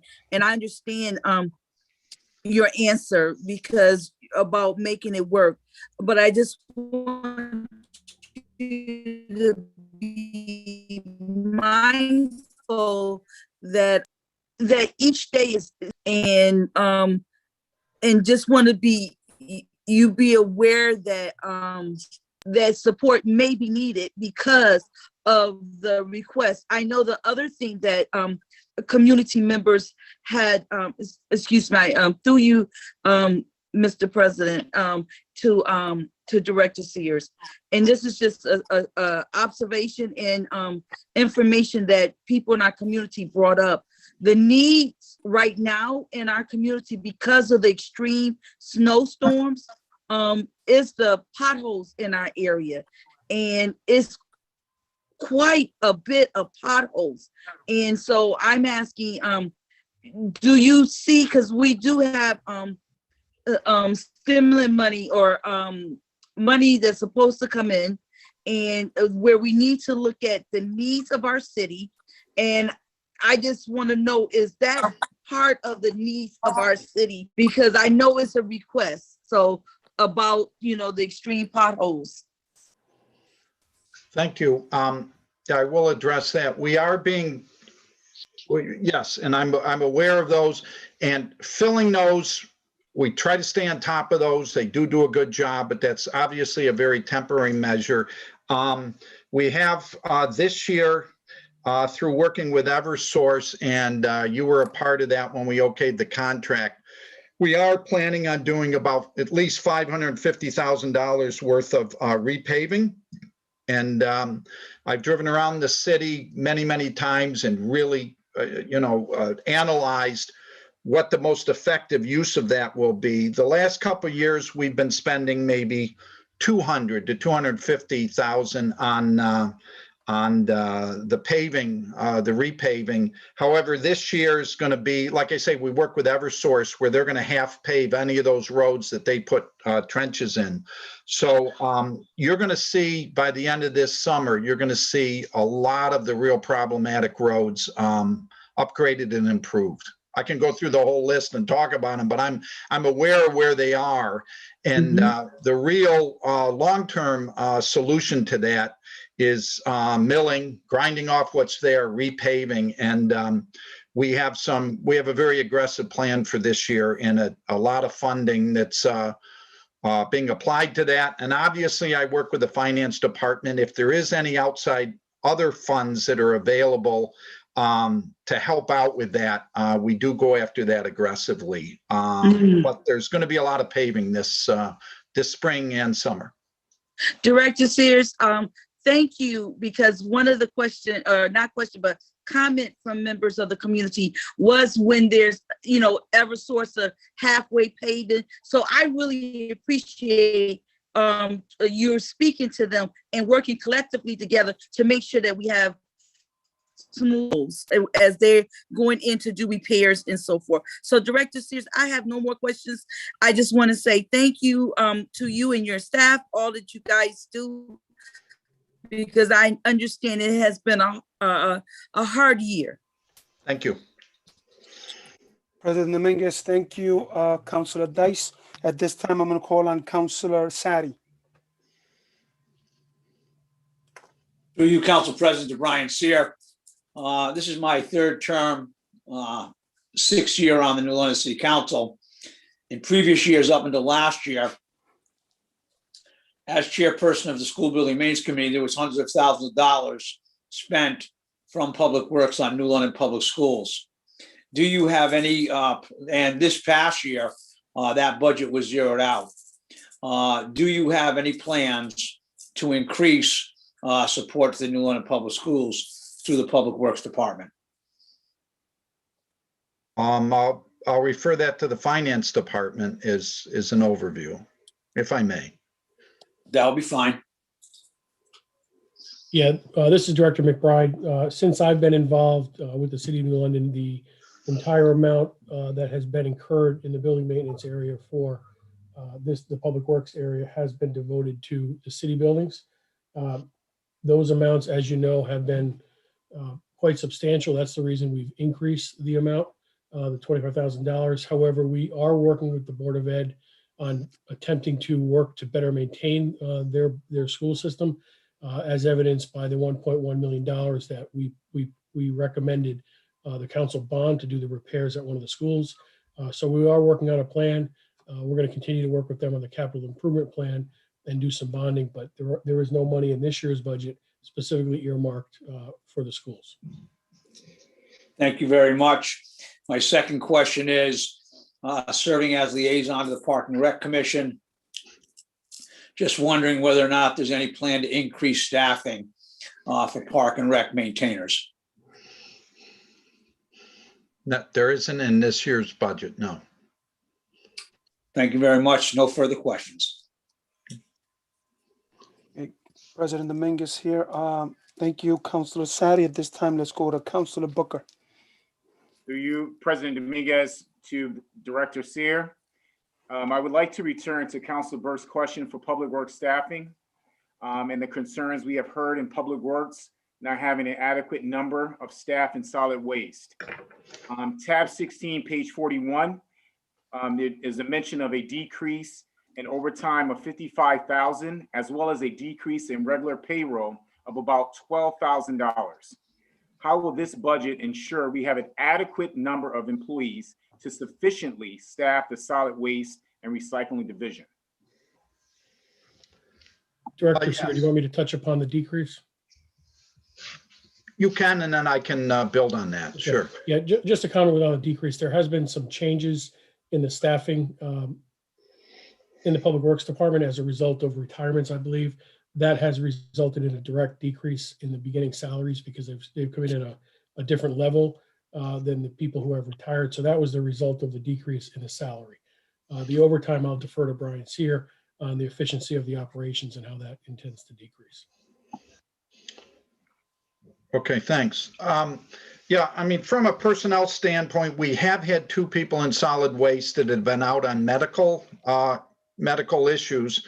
And those put us in a bit of a position in terms of while they're out, we can't fill their position while they're out. We can't hire temporary workers.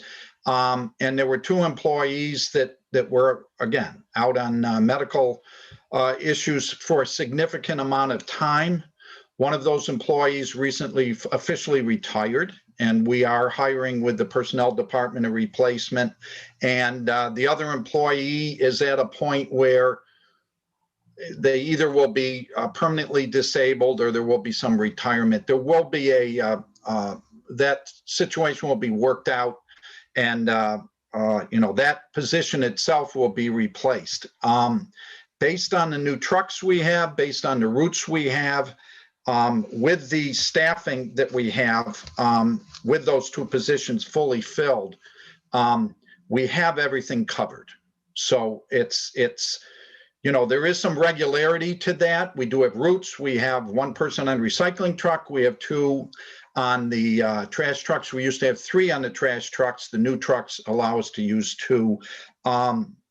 And we've also, not to go too much in the weeds, we used to do a lot of driving to Willimantic Waste for the bulk disposal. I made an arrangement with CWPM right around the corner, so we deliver it there. We've tried to cut down on our road work and travel.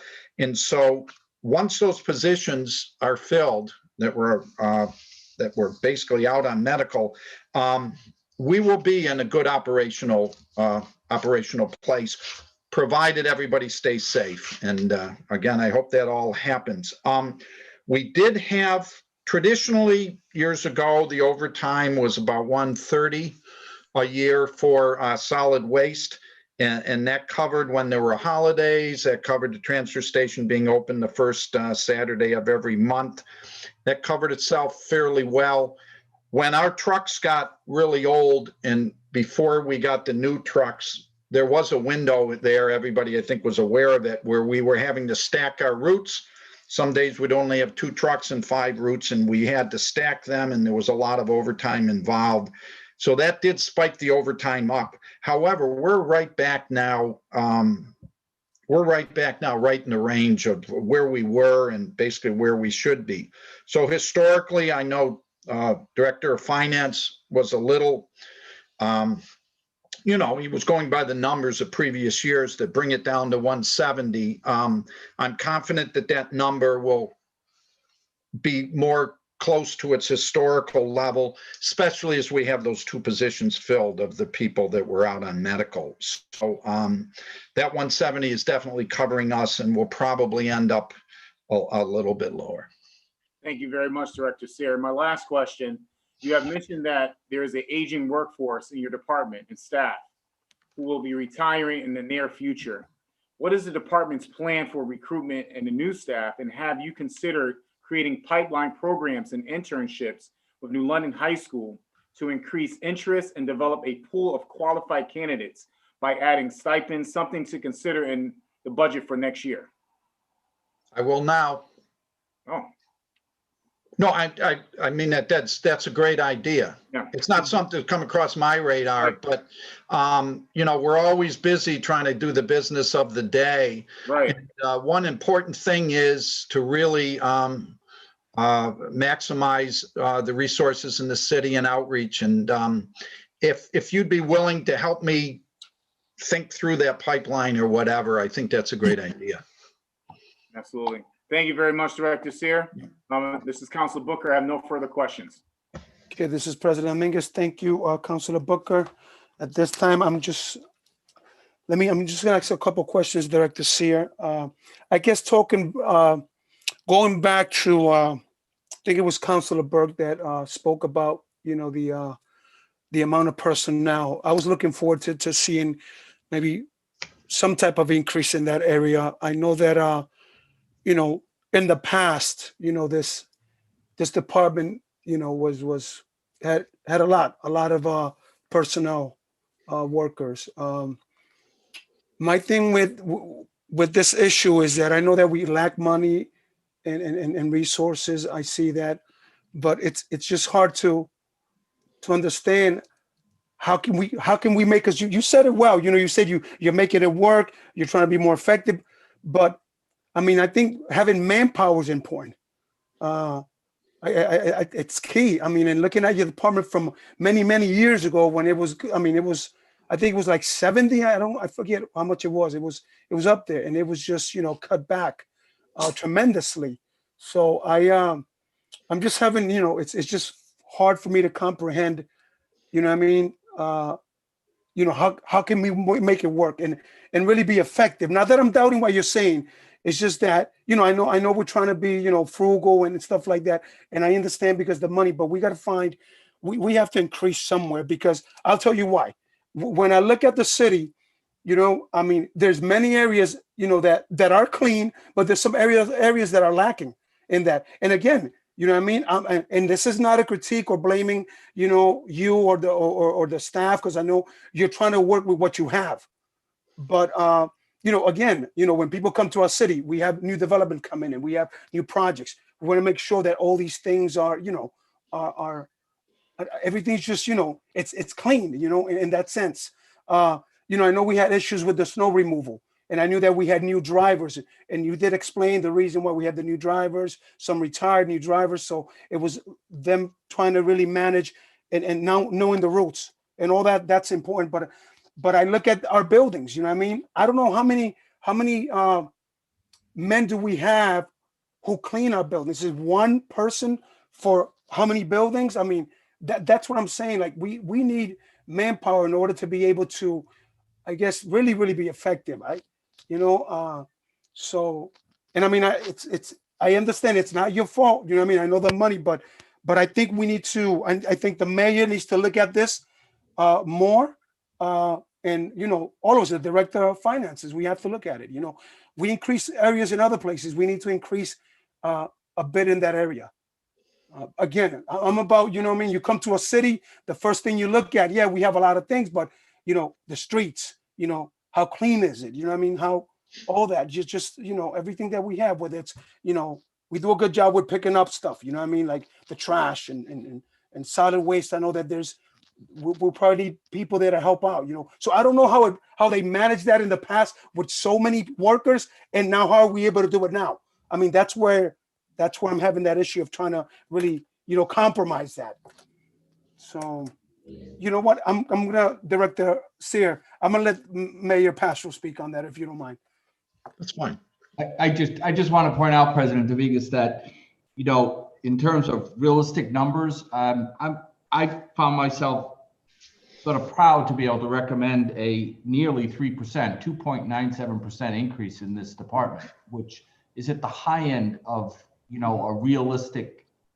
expecting a realistic increase in any kind of a cost, or, on an annual budgeting process. So, I mean, 2.9% is a healthy increase in a department's budget. I wish we had unlimited resources that we could, put more resources to almost anything. But what we do is we take the increases in our revenue and we try to balance out the needs over all the departments. And the departments that are getting, 2 to 3%, are at the high end of what we're able to do. And really the only way that we're able to do that is some of our other departments, if you look at the list, are down below a 1% increase. And so we are sort of shifting our priorities to, the human services, to public works, to education. The education budget I proposed is a 2.3% increase, which is a very healthy increase. So, yeah, no, Mayor, I see the increase, that we have for the Department of, Public Works. But I don't think that's going into hiring somebody, right? That's. Yeah, well, I guess that's what I'm looking at. Yeah, what we were hearing from the director, and he'll confirm this, he can speak for himself, is that right now, personnel isn't the focus, and that's not what's driving the increase. And actually, we started working on the municipal solid waste issue a couple of years ago. As you remember, the proposal we had, it blew up spectacularly in public opinion, which was a shame, because, and it's not just New London. The municipal solid, the state of Connecticut has its head in the sand. Just about every municipality in the state has its head in the sand. The municipal, we said this 2 years ago when we proposed the smart waste system, it's going to blow up our budget. It's a crisis that every municipality is facing. And the problem is, if you give everybody a mini dumpster, a 90-gallon green container, and you invite them to put everything in the world in there, it costs money to dispose of that. Nobody has any incentive to put the trash where it belongs, you know.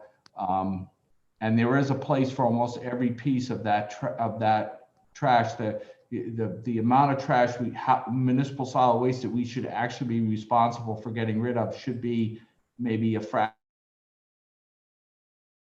There's a place for the food to go. There's a place for the clothing to go.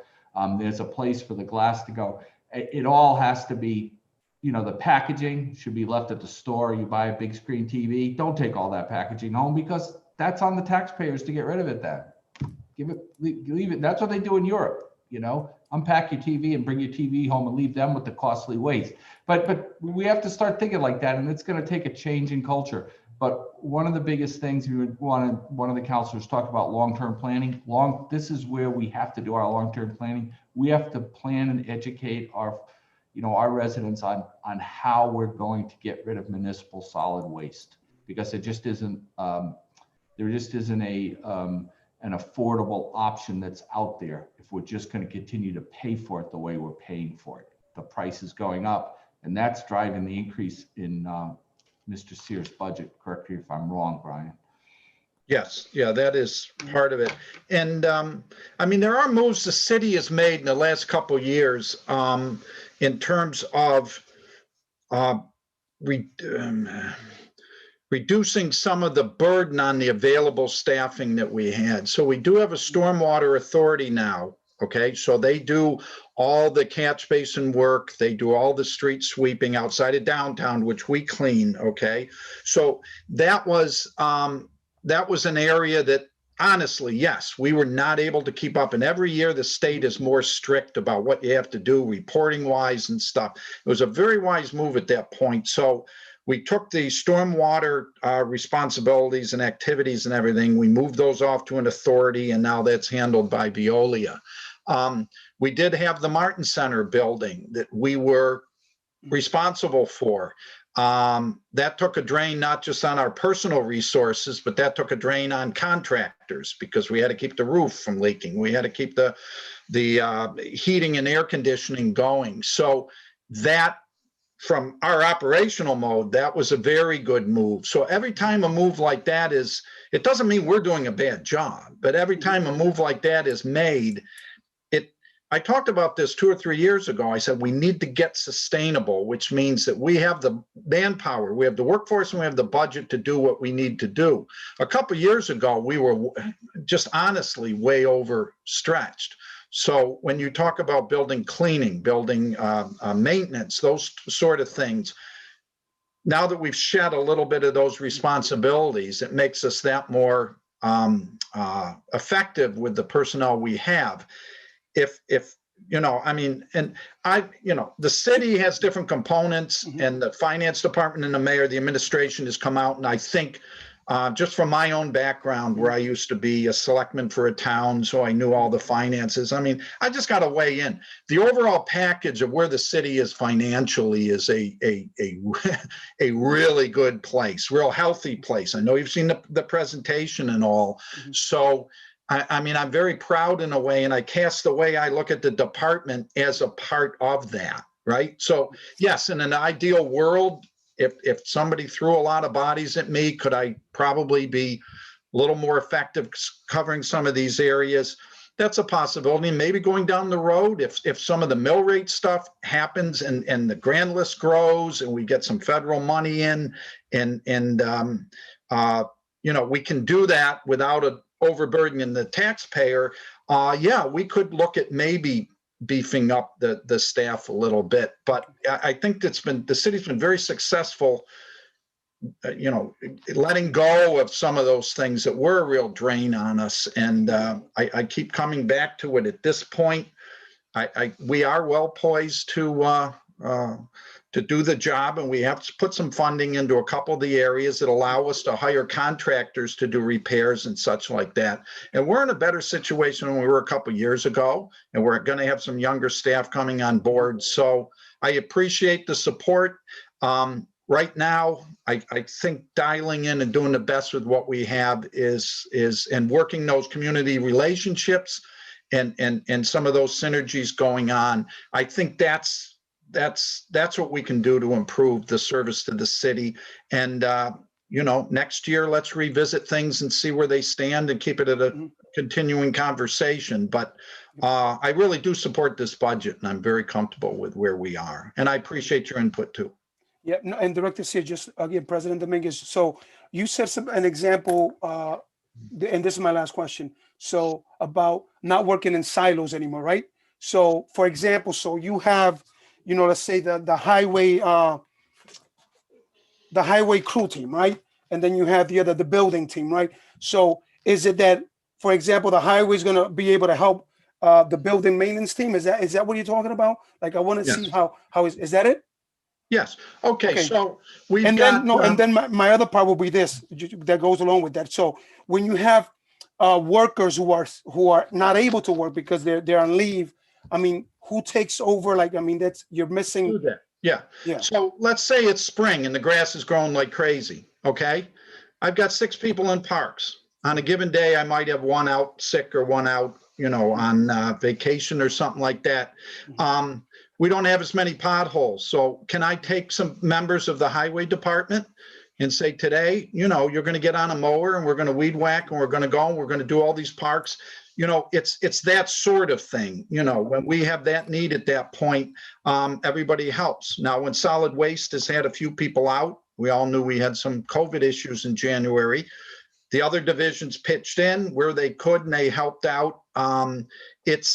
It's not like every day there's the exact amount of parks and buildings and the highway and that sort of thing. The needs change, and I just see us being much more flexible. It's just better for the city. It is fighting the culture a little bit because there are people who say, no, I fill potholes and I don't mow fields or ball fields or whatever. Actually, yes, they do. We're changing that to try to be a needs kind of driven rather than a department or division centric. Does that kind of explain it? Yes, that satisfies my question. Thank you. Yeah, that's important. I guess, I'm just thinking about how we went with so many workers, and now that you don't have as many, how you manage it. But eventually, like you said, no, I support this. I support the budget. I support the increase that the mayor proposed. And eventually, like you mentioned, in the future, there might be some room to increase it a little bit more, and hire others. So with that said, I appreciate it. Thank you, Director Sear. And I think we have about maybe 13 more minutes. I don't know if any of the other councilors will come back, go around again. One question, if anybody has a question that you would like to ask Director Sear or Director McBride, either or. If not, then I guess we'll have a little break until 7:30 when we will proceed with ODP. President Dominguez, yes. Councilman Sadi, I just wanted to make one comment. Yes, sir. To expand upon, I think it was Councilor Dice. He talked about youth and summer youth employment. Pipeline. I think maybe that was Burke or Goodwin School pipeline to whatever. Anyways, I think it would be a great idea if we were to go back to when I was growing up, and we could possibly create some summer youth programs that were, maybe picking up trash, or cutting grass, or helping maintain parks, things like that. Small manual labor type thing. So, but maybe that's something to be discussed with our COVID money. President Dominguez. Thank you. Yeah, thank you, Councilor Sadi, for that comment. And go ahead. I recognize you, Councilor Goodwin. Yeah, I just had a question because I wanted to piggyback on that as well, since we have a little bit of time. Is that conversation appropriate for our human resources department as well? On summer youth and Connected. Say that again. I imagine you can connect those, but you know what, I'll defer to any of the mayor or Director McBride or Director Seer. This is Director Counselor McBride. Goodwin, you mean human services or youth services? Uh, No, HR our personnel. human resources. So we have a conversation that's currently happening. Our director alluded to not, having the time available, I guess, if you will, which is a very fair statement with all his duties, to be able to realize some of the things that the counselors are asking for, such as the inclusion of youth programs, internships, pipeline for our students who are graduating, et cetera. Should that not be the responsibility of our human resources department to initiate those? Yeah, personnel. Yeah, what we call personnel here. Yeah, the personnel coordinator, personnel director, right? Director, right? Yeah. Yes, Yeah, this is she Director would McBride. have to be hired, she'd be doing the hiring. Yeah, this is Director McBride. She does some work. We have summer interns that she's responsible for bringing on board. We've had one in finance the last few years, so she would be responsible for that. I'm certainly, she'd be willing to help out and aid that process. Yeah, I'm not sure how it's been affected by COVID, but youth services, has they actively recruit employers and place our youth into summer jobs with the different employers, and the city also participates in that program. I apologize that I don't know how that went last year with the COVID environment or how it's been affected by planning this year. I see Councilor Dias has unmuted herself. She might have some better knowledge on how that program works. Go ahead, Councilor Dice. Well, it's through Office of Youth Affairs, the summer employment. And over the years, though, I have noticed those numbers dwindle. The community partners actually are sites for the youth to work at. And at one time, if I'm not mistaken, they had over 200 kids. Over the years, it dwindled down to less than 100. And then last year, they had to do stuff virtual. So they still did education about employment readiness, which is still needed. But it would be awesome to support more jobs, because the reality is a lot of our young people would love to be able to be employed, to make their own money, to help out just with their clothing and so forth. So this Councilor Dice speaking, that's my little knowledge I have of it, because we have been a site since the conception of youth employment. We have always taken 16 and up to help out with our childcare or our summer programs. Thank you, Councilor Dice. Thank you, Mayor Pastor, for that. Councilor Goodwin here. Just want to remind the council that the youth in this city, as well as all the residents, are our responsibility. So as we look at this budget and embark on any changes and or acceptance of this budget, let's remind ourselves of the impact that we need to have on racism being a public health emergency, as well as our youth not having adequate access to jobs, training. If we want to get them off the streets, we have to make sure it's implemented very intentionally into our funding and into our mission that we get to set forth as a council. Thank you. This is President Dominguez. Thank you, Councilor Goodwin. I agree 100% with your comments. At this time, go ahead, Councilor Booker. Go ahead, To Councilor Booker. piggyback off of what Councilor Goodwin just said, the reason why I addressed that question earlier in the conversation with the Director Seer was because you have Chief Curcio, who's actually working on something like that right now with New London High School. So I think it's very important that we just don't have one department that's really doing that, that's creating that pipeline right now, but all the departments where we make sure all of our youth are involved. And then also within the next 5 years, 2 to 5 years, 3 to 5 years, 10 years down the road, we begin to see a different departments that look like represent our city. And we have to start planning now. So it's so crucial and extremely important. So Director Seer, as you can see, all the counselors are involved. We are heavily involved in our community. We would love to see this happen. So just moving forward, I know we'll get this done. So thank you. Sure will. President Dominguez here. Thank you, Councilor Booker. And just to say this, so I know it's not for this budget, but in the future, when we do start planning something like that, would that be money that we have to allocate in our budget, I imagine, right? Because we're not gonna be, is that something, because I know you mentioned Director McBride about having interns with you, but was that an intern, was he paid, or was he paid through the city, or was he through a school? How was that? How did that happen? This is Director McBride. The last two that we've had were unpaid interns. So there's different options. There's unpaid interns, there's interns that will receive credit if they're in college, and then there are also paid interns. So various options, and something we can discuss with the personnel director to see, how we can expand upon this. Because it can be extremely valuable, both on the experiences the individuals can learn and embark on, as well as the city gets a tremendous benefit as well from the work that's involved. And also even for the college kids, or even high school, if they can receive credits for the work that they perform, it's a win-win for both sides. So it should be something we should pursue with vigor. Yeah, this is President Dominguez. Thank you, Director McBride. Any further discussion on Public Works right now? Any other? Good evening. This is Personnel Director Collins. Is this Yes. an appropriate time for me to speak? No, that's fine. That's fine. We still got 5 minutes. You can Okay. go ahead. Okay, ahead. good evening, everyone. This is Director Collins. I just wanted to piggyback on some of the conversation that has occurred. For the last year and a half, I've been partnering with Mitchell College. We've had unpaid interns, at least one or two every semester, including winter, spring, and summer. And those folks have been shifted around from department to department. So we have them in Public Works for a couple of weeks. We have them in Finance for a couple of weeks, Personnel, and many different departments that we have at the city, and that has really helped us a lot. Some of the people have also applied for some of the jobs that are open. We had 2 people graduate during that process, and they have applied for some of the jobs.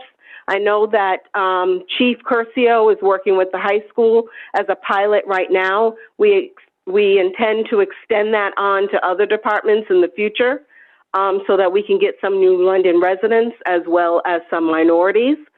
I know in personnel, over the last 9 months or so, we have hired over 30 employees, with over half being minority employees, several being from New London. So there is a push to get New Londoners as well as minorities hired through the city. Okay. This is President Dominguez. Thank you, Director Collins, for your comments. So, yeah, I think anyone else? Any of the councilors? No, I think if I could, Mr. President, Yes, go ahead, want Mr. to Mayor. recognize Director Collins's work over the last year. It has been an incredible effort with the hiring that we've been engaged in the city, and she's just an incredible resource. And I'm glad, Tina, that you jumped in, because you're certainly one of those unsung heroes working for us in personnel. And also, I want to draw attention to, if you want to talk about understaffed and underfunded departments, I want to tell you that Tina is also one of those departments that's very very under-resourced for the amount of work that we expect out of them. So thank you. Yes, this is President Dominguez. Thank you, Mayor Michael Pasquale, for your comments. All right, so at this time, what we're going to do, it's 7:28. We're going to take a short recess, and we'll start at 7:35. 7:35. Okay? Thank you, Oh, and everyone. I'm sorry, Director Sear. They're saying thank you so much for your presentation. You're Thank very you welcome. for your time and for answering our questions. My apologies. Thank you, sir. We'll stay involved. Thank you. All right. All right.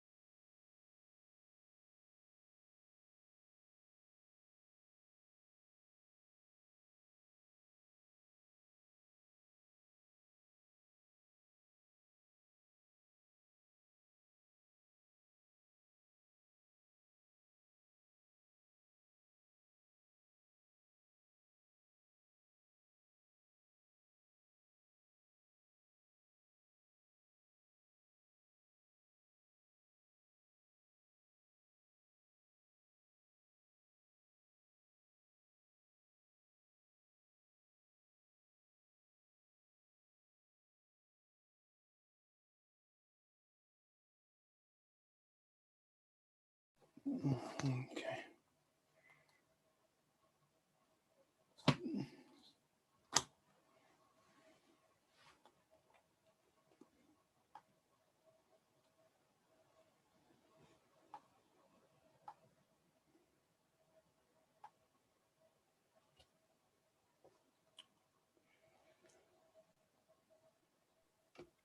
Okay, this is President Dominguez. We're back from a little 5 minute or more, I think more, little break we had.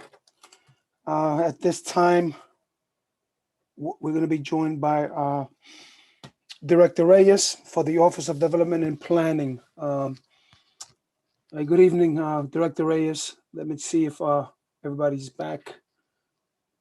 Hopefully when they turn on their screens, I think they're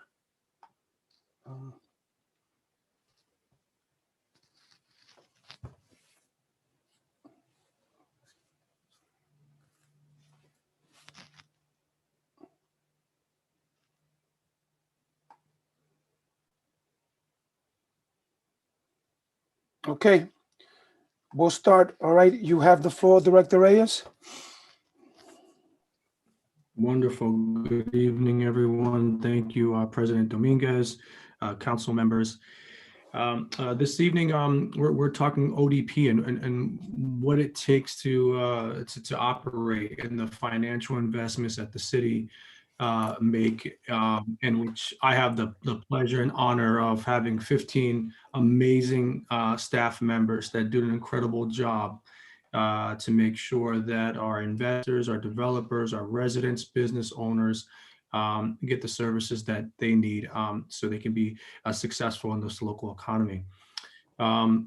The truth, our budget is the intention, and when I sat down with my staff, understanding the pandemic, understanding the financial hardships, understanding that there's such a great need, we did everything we possibly could to keep our budget essentially flat funded.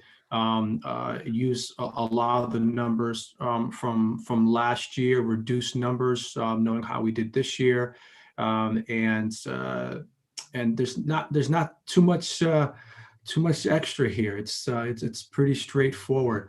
I think a couple of the things that you will see is that ODP does have the marketing and PR budget.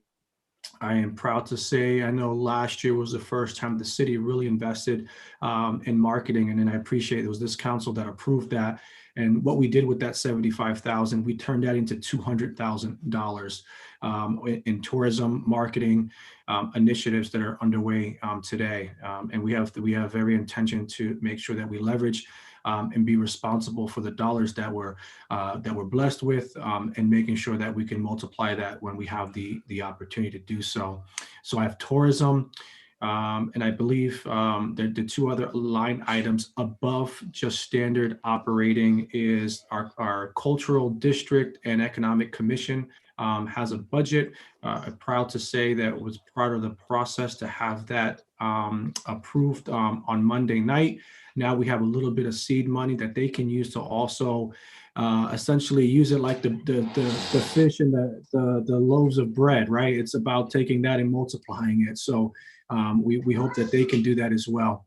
And then finally, we have some professional services to help the city's economic development needs. Our staff is strong, they're experienced, they're professional, but they are working tirelessly to do both their business as usual and making sure they address any COVID-related issues. So those professional services do help us have the opportunity to take advantage of economic development opportunities that our staff cannot handle. So that's about it. I will mention that these are two budgets that I manage. Tom Bombrier manages the CBDG budget. That's separately that I believe goes through the approvals for all the nonprofits and grants. But that's a federal funded department. These two, the budgets for ODP and the building department are part of the general fund. So I just wanted to make a clarity with that. So with that, I'll be happy to take any questions in regards to how we plan to utilize the funding and be as effective as possible in this upcoming fiscal year. Thank you, this President Dominguez. Thank you, Director Reyes. At this time, we'll start with Councilor Booker with your two questions. Thank you very much, President Dominguez. Through you, President Dominguez, to Director Reyes. On page 20, there is a decrease of 5,000 for advertisement. What impact will this have on the advertisement needs of the city of New London? Director Reyes, can you unmute yourself, please? I apologize. God, that's such a rookie mistake at this point. Huh? We're in this for a full year, and I'm still talking. I'm still talking to myself. So that was one of the things I had mentioned. We analyze our needs. We understand with the executive orders and the ability to use technology and not have to communicate via advertisement, like having to put ads in the newspapers and things of that nature. We felt that the 15,000 to a 10,000, we felt that that was a fair adjustment for what we were going to need. When we did this budget last year, we were at the beginning of COVID. We really didn't know, but we still had a really good pipeline of work, and we expected not to be a year into this and still, having some of these developments kind of stagger along. So that's why the number was higher last year. But I think we right set it. I think we got a good number that we're confident that we can stay below. Thank you very much, Director Reyes. And my second question, on page 20 as well, what is included in the line item labeled EDC? And there is a request for $3,500 increase from the 2021 fiscal year. However, I see that no funds have been expended in this line item year to date.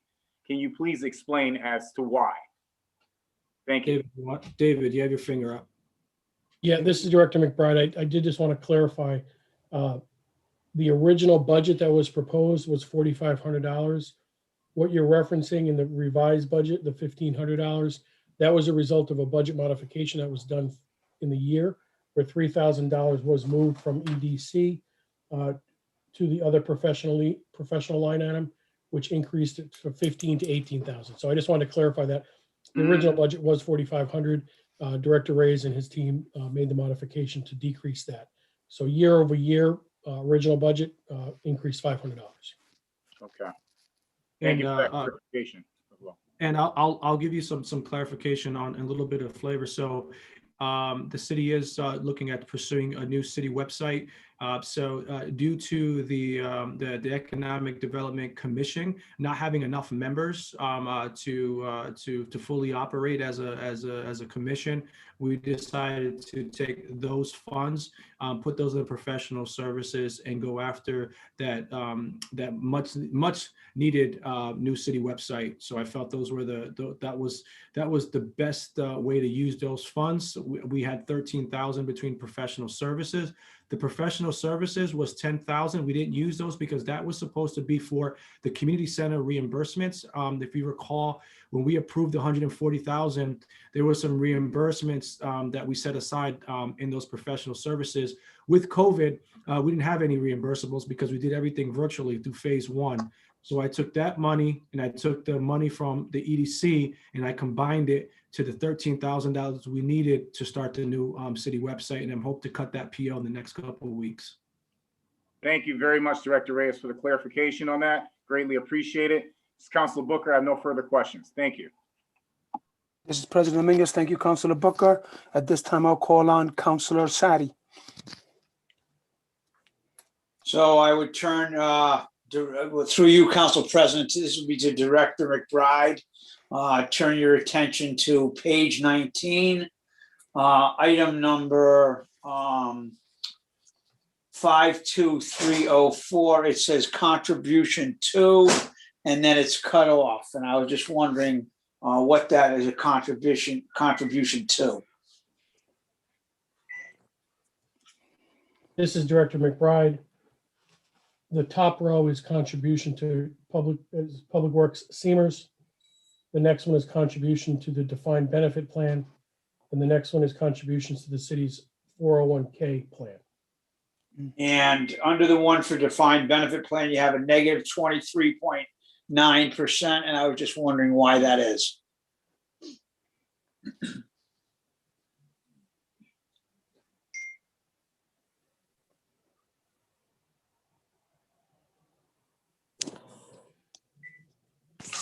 I believe that was due to a change in personnel from last year to this year. There was an individual who is no longer with the city who was in the position, Felix, I can't recall the title of the grant, economic development manager, was receiving one type of retirement plan, where the new person, I believe is Elizabeth Nocera, is receiving funding in a different retirement plan. So it should change in personnel and their desire in terms of where their retirement dollars are going.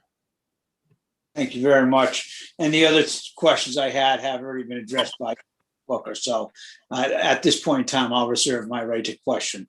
Thank you very much. This is President Dominguez. Thank you, Councilor Sadi. At this time, I'll call on Councilor Dice.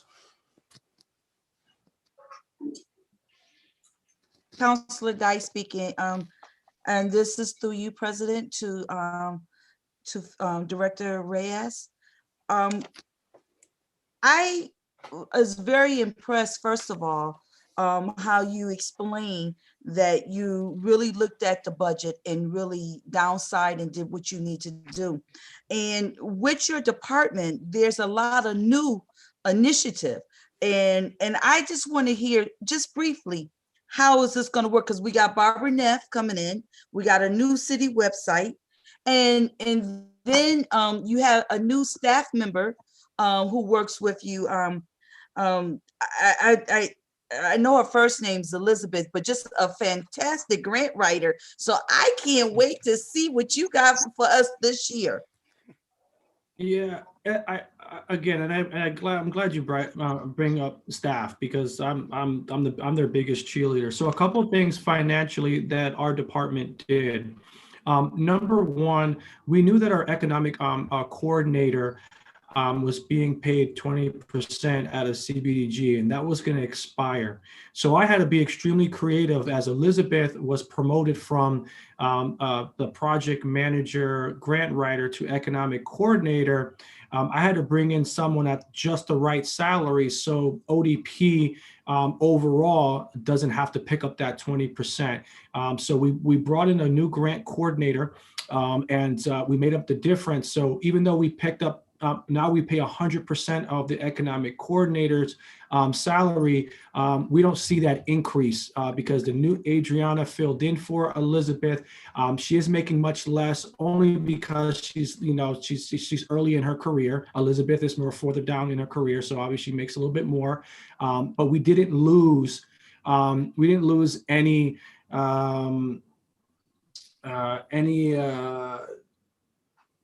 work progress. It wasn't a downgrade by having Adriana come in. She's a special talent.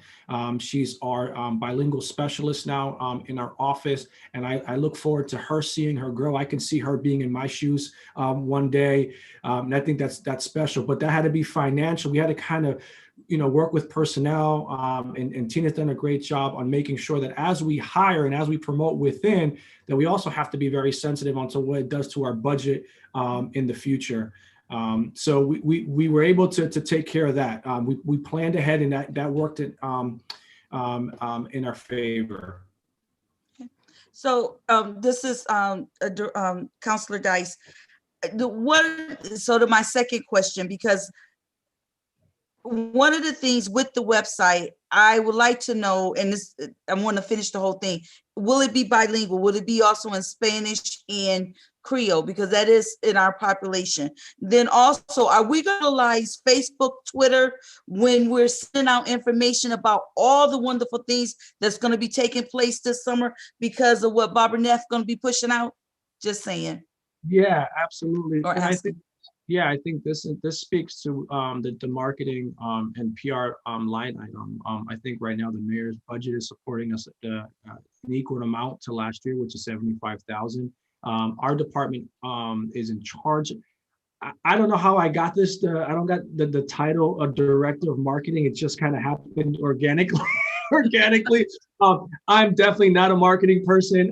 I love to market the city, but that's not my experience. That's not my experience. But being economic development, it is in the right location. I'm excited to what we're doing. We were able to present a new tourism website. We have a new economic development website. We have a new city app and city website that's going to come out and launch. Yes, I agree. It should be in multiple languages. It should be very colorful, very kind of user-friendly, and very reflective of the beautiful people of New London. So I absolutely agree and look forward to that on the marketing side. And we're going to be marketing not only to our community members, but now we have plans in place for digital advertisement. So people not just in the region, but also in New York and the Boston markets will know of our city, will know of our accomplishments, will know of our residents, our history, and will be attracted to come here, spend some money, and live, work, and invest. Right? That's the goal of our marketing strategy.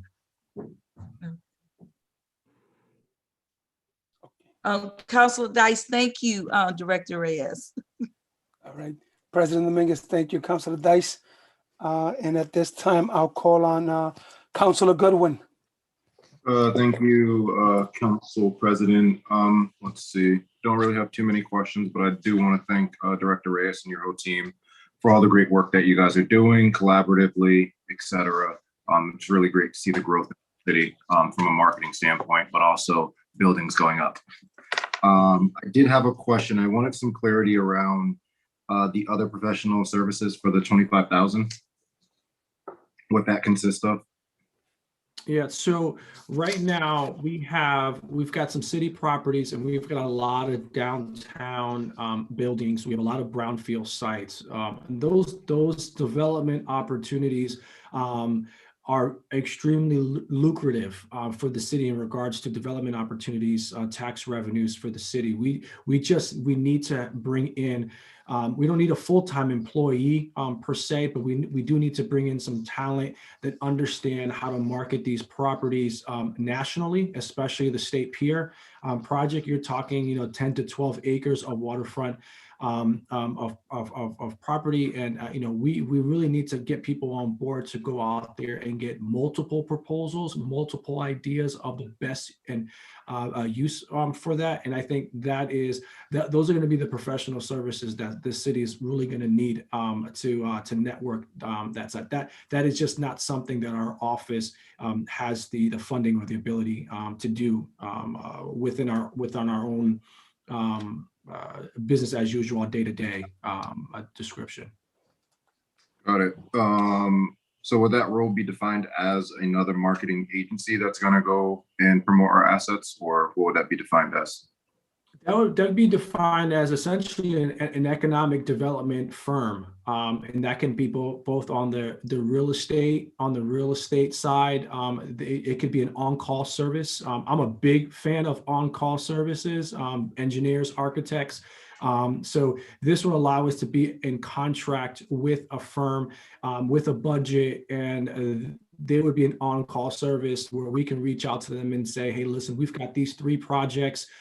This developer needs help. We need a better understanding of grant funding, how to market it, get it out internationally, and then have just that extra layer of people, working in the private sector for us and giving us a better opportunity of bringing the best use to that property, especially the State Pier. We have to get that right. I really envision getting multiple proposals, ideas, different sectors on how to best utilize that, whether it's one business or subdivided into many businesses. We really have to get that right, and we need to invest in that network, that talent, and that professional expertise to do that.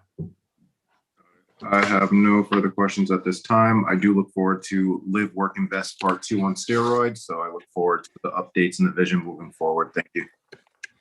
All right, this is President Mingus. Thank you, Councilor Goodwin. At this time, let's have Councilor Burke with your question, sir. Thank you, President Dominguez. This is Councilor Burke. Through you to Director McBride. David, Felix mentioned seed money for the new newly formed cultural district. Can you just tell me which page and line item that's on? This is Director McBride. Felix, would that be in the other professional services? Councilor Goodwin here. It's on the second page, so it's page 20. So if you go to the tab 21, there's only 2 pages. That second page on the bottom, it says C. Economic Development Commission is how it's, there's no number to it. It's under ODP Admin Economic Development Commission. Got it. I see it now. Thank you very much. This is Councilor Burke. And then just simply, Felix, if you just want to give me totally supportive of, giving them some seed money, just give me an example of like some of the kinds of things that the costs that they might incur with this money in the first year.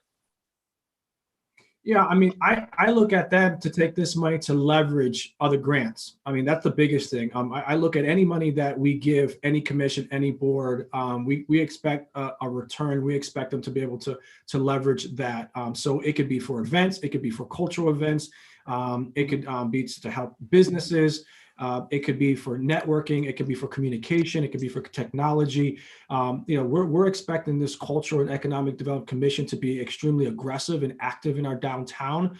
So being able to have a few dollars here and there to make decisions on communicating and sparking in leveraging ideas into fruition, I think they're gonna need that. I think it helps commissions to have a little bit of money to keep them interactive.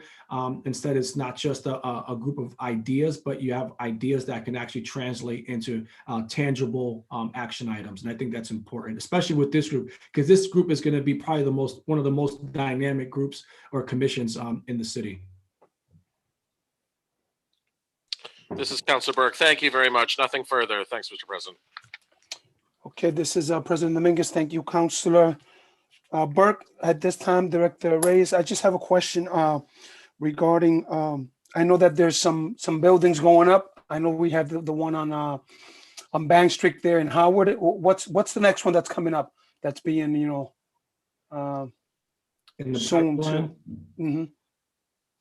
So we're looking to break ground. Well, there's 3 buildings that are looking to break ground this year that are my pipeline right now. The first one is the one on Howard Street. That's a ground up project of 200 units on Howard Street. That's right across. That's the first essentially building in the Fort Trumbull redevelopment plan.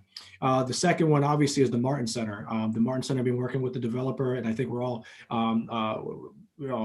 encouraged to see some of the progress there. That building's been essentially demoed a lot on the interior plans and architects. I've gotten a good view of those, and I hope to help get that to planning and zoning and start that construction at some point this year. The other one is Echo. They're 64 unit phase 1 down by Bayonet Street. They're about 2 months away from groundbreaking. So we look forward to seeing that project. And we can't talk about construction without talking about the community center, right? We started on Monday. We have an owner's rep, and we're going to push to start getting some of those early packages out this week, this year. I know the mayor wants to break ground. I think we all want to break ground as soon as possible. But those are the 3 housing projects that truly affect the grand list. Definitely. So my follow-up question, thank you, Director Reyes. So my follow-up question will be, okay, so the one on Howard is soon to, again, be ready, right? So my question will be for that, and also for the Martin Center and the Echo buildings that you talked about. How long till we see revenue coming in from those, like to the city? To the city. So so we know that the one on Howard Street has a set tax abatement schedule. We know what those numbers are. That's a 20-year abatement. We know what those numbers are. The Martin Center has a set tax abatement schedule. We know what those numbers are. you know, and what was the other one we talked about? And then The Bayonet Echo- Street, and the Bayonet Street, there's no tax abatement. That's getting fully taxed. There's nothing around that. I think the council, we work with them on giving them 50% off on the building permits, but that's gonna be fully taxed. So I look at, we have an $800 million pipeline. That's the value in construction between the schools, the Coast Guard Museum, the bridges, the housing projects that are going up, the one that's going up now. You know, that when we put that pipeline together in 2018, 2019, that was a 5 to 7 year pipeline. So right now we're in the 3 to 5 years pipeline to see those start construction, and obviously most of them should, you know, if they start construction in the next year or two, we'll see those completed within that 3 to 5 years. Tax revenue, that's tricky. That's a tricky number. When we did the community center numbers, we made some assumptions on when we're going to see those tax revenue dollars in. I can share that with council. I don't have that in front of me, but I can share those kind of conservative numbers. But it's significant nonetheless. Do we, again, this is President Dominguez, Director McBride, do we have, I mean, I'm not putting you guys out there, just want to know, like an estimate, like, can you give me like a, I mean, I know it's. Yeah, this is Director McBride. I am pulling up a file that Felix had sent me some time ago, which was presented to you as part of the cash flows we provided. And some of the numbers that we had was, it looks like Howard Street, it looks like 61,000 potentially coming in 2022-23. Felix had some information there for St. Mary's coming in 2022-23. Parcel J Enterprise Zone, 27,000 coming in 22-23. What were some of the other names, Felix? You had Bayonet Street? Yeah, Bayonet. Bayonet Street, 29,000 coming in 2022-23. So eventually, Director McBride, so my question is, again, this is President Dominguez, just to know that that revenue eventually is going to increase as the year, right? Yes. As we continue. Significantly. And I guess I want to share that, and I want to make that as, because that's what's happening when we're investing, you know, in the city, and investors are coming in and really building. And so, you know, money is going to start coming into our city. An amount of money that we are going to be able to do more things, you know, to move New London forward, you know, in all the areas. I mean, all the departments, whether it's education, whether we lack in whatever department that we're lacking in, that we're going to be able to, you know, one way or the other, be able to fund, you know what I mean, as much as we can in each, all around. So just for people to know that, you know, the future for New London is bright. That's what I'm saying. You know, things don't happen overnight. There's a process, it's coming. And you know what? There's going to be brighter days for our city. So I'm looking forward to this, to seeing these days. Matter of fact, I see them already. So with that said, I just wanted to make that last comment. Does any other counselor have another question? Because we still got about 27 minutes that we can hold Director Reyes here for a while. Don't do that to I'm an open him. book. I have a question. I'm an open book. Go ahead, Kurt, Councilor Goodwin, go ahead. I have two questions. The maintenance of the Coast Guard, or not the Coast Guard, the bridge that's coming downtown, is that going to be paid for by the city? We have no intention on maintaining that bridge. I don't think when we went into that, we understand it's on city property. It may belong to the city, but there absolutely has to be a partnership with the Coast Guard Museum when that's built, that they allocate funds to take care of that. I think that's a partnership that the Coast Guard should consider and shouldn't have any issues remedying. My next question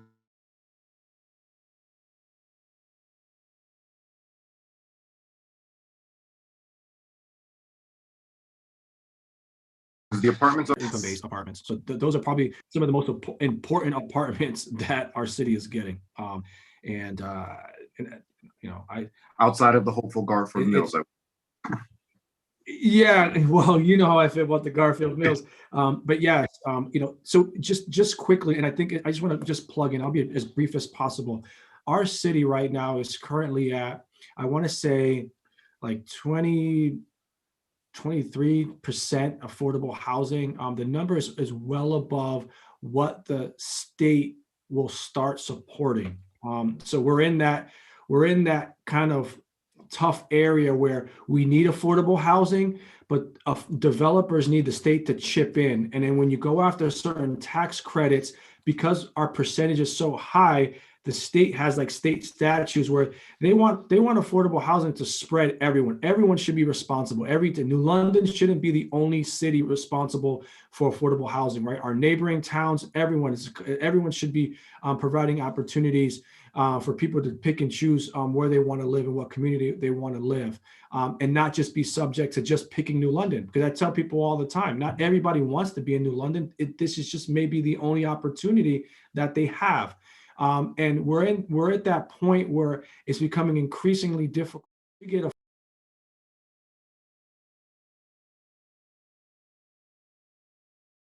but it is becoming increasingly difficult for these apartments to be built. Take Edgerton, for instance. Edgerton is it was a desperately needed project, 75 units, 3-4 bedroom family homes, apartments, and it just didn't get the points it needed. And one of the things that was against the project is we have so much affordable housing, and the state wants our neighboring towns to be more active in doing that. So it's it stinks kind of to be in that position, because we have the projects, we have the developers, but anytime you do affordable housing of anywhere, it's low income, Section 8, income based, workforce, it has to be subsidized, and that has to come from the state.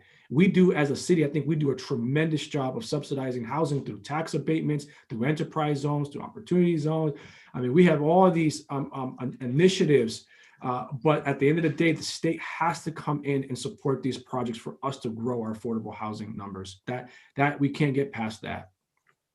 So just a little bit on that, because I think that's an important topic. I know Curtis and I, we always have these conversations, and probably on my department, we should do a better job of communicating that to our citizens, because that's information they need to hear. It's not due to lack of effort. It's not due to lack of planning.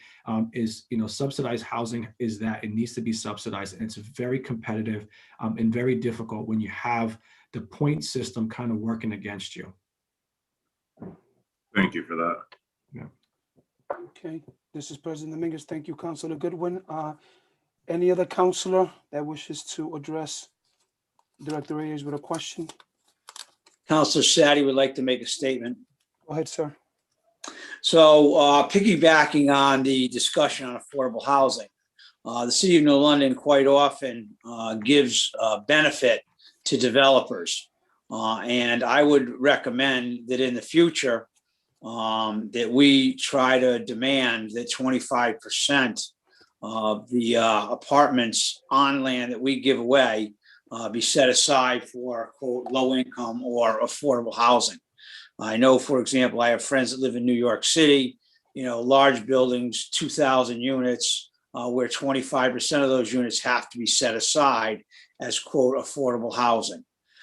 So I think that in the future, something that this council should demand is that when we do cut these deals with the developers, and support them with tax abatements, that they in return give our residents fair and equitable chance to live in that housing through a 25% set aside.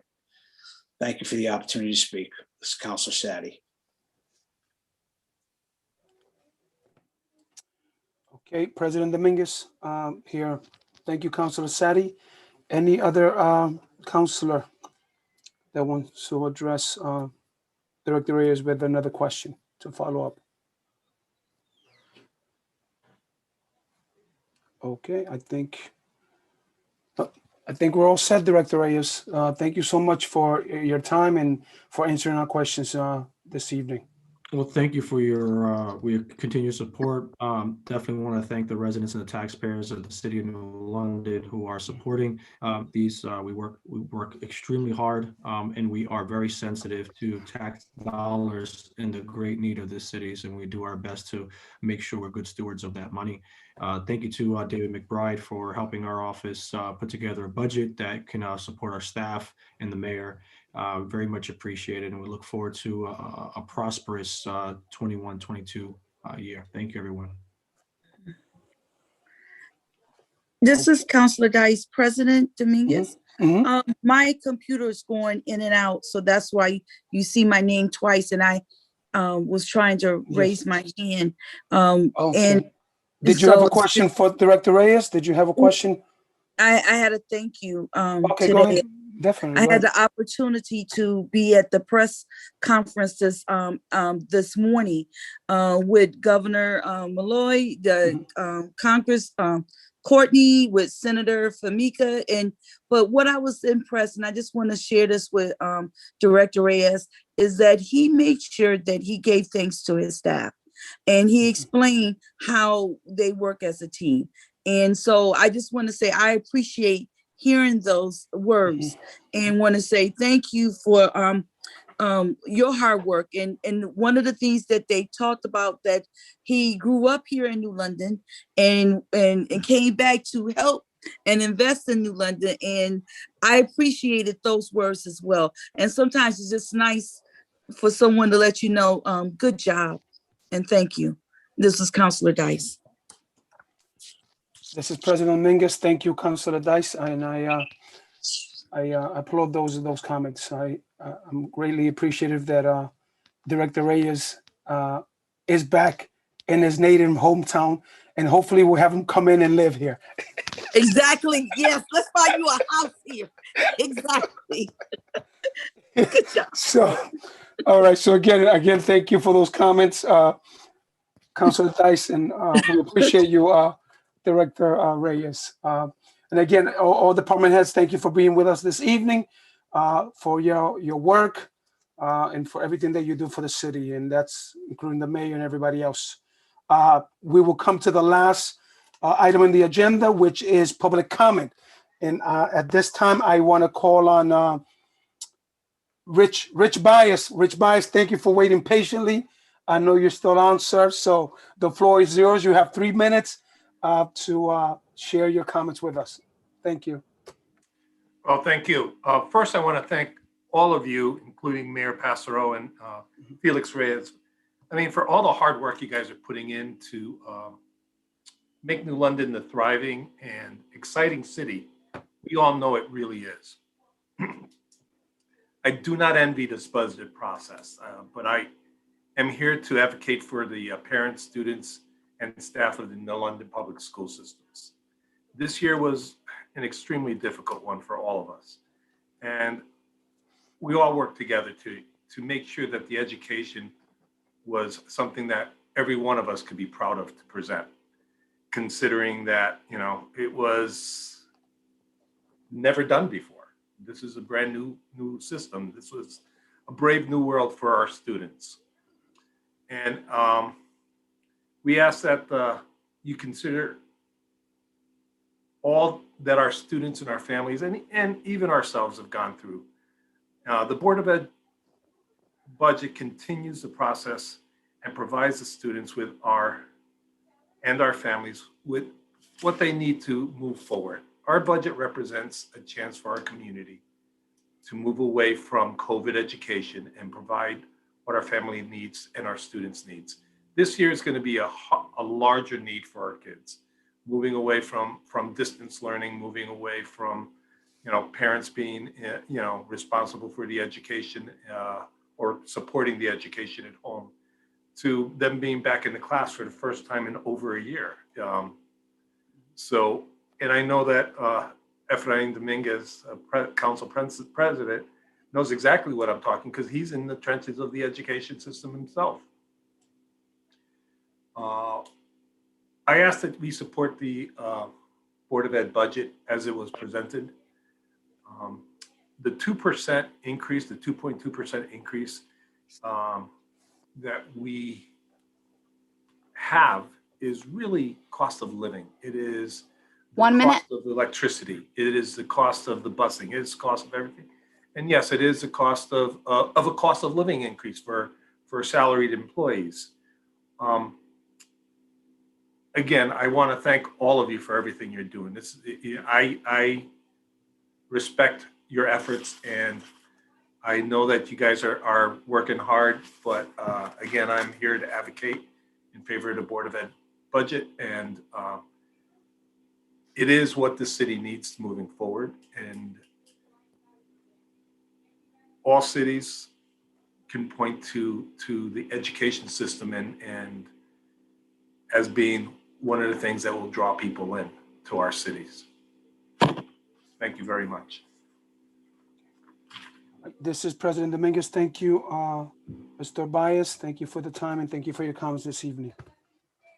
All right, at this time, I have one more comment that I'm going to be reading.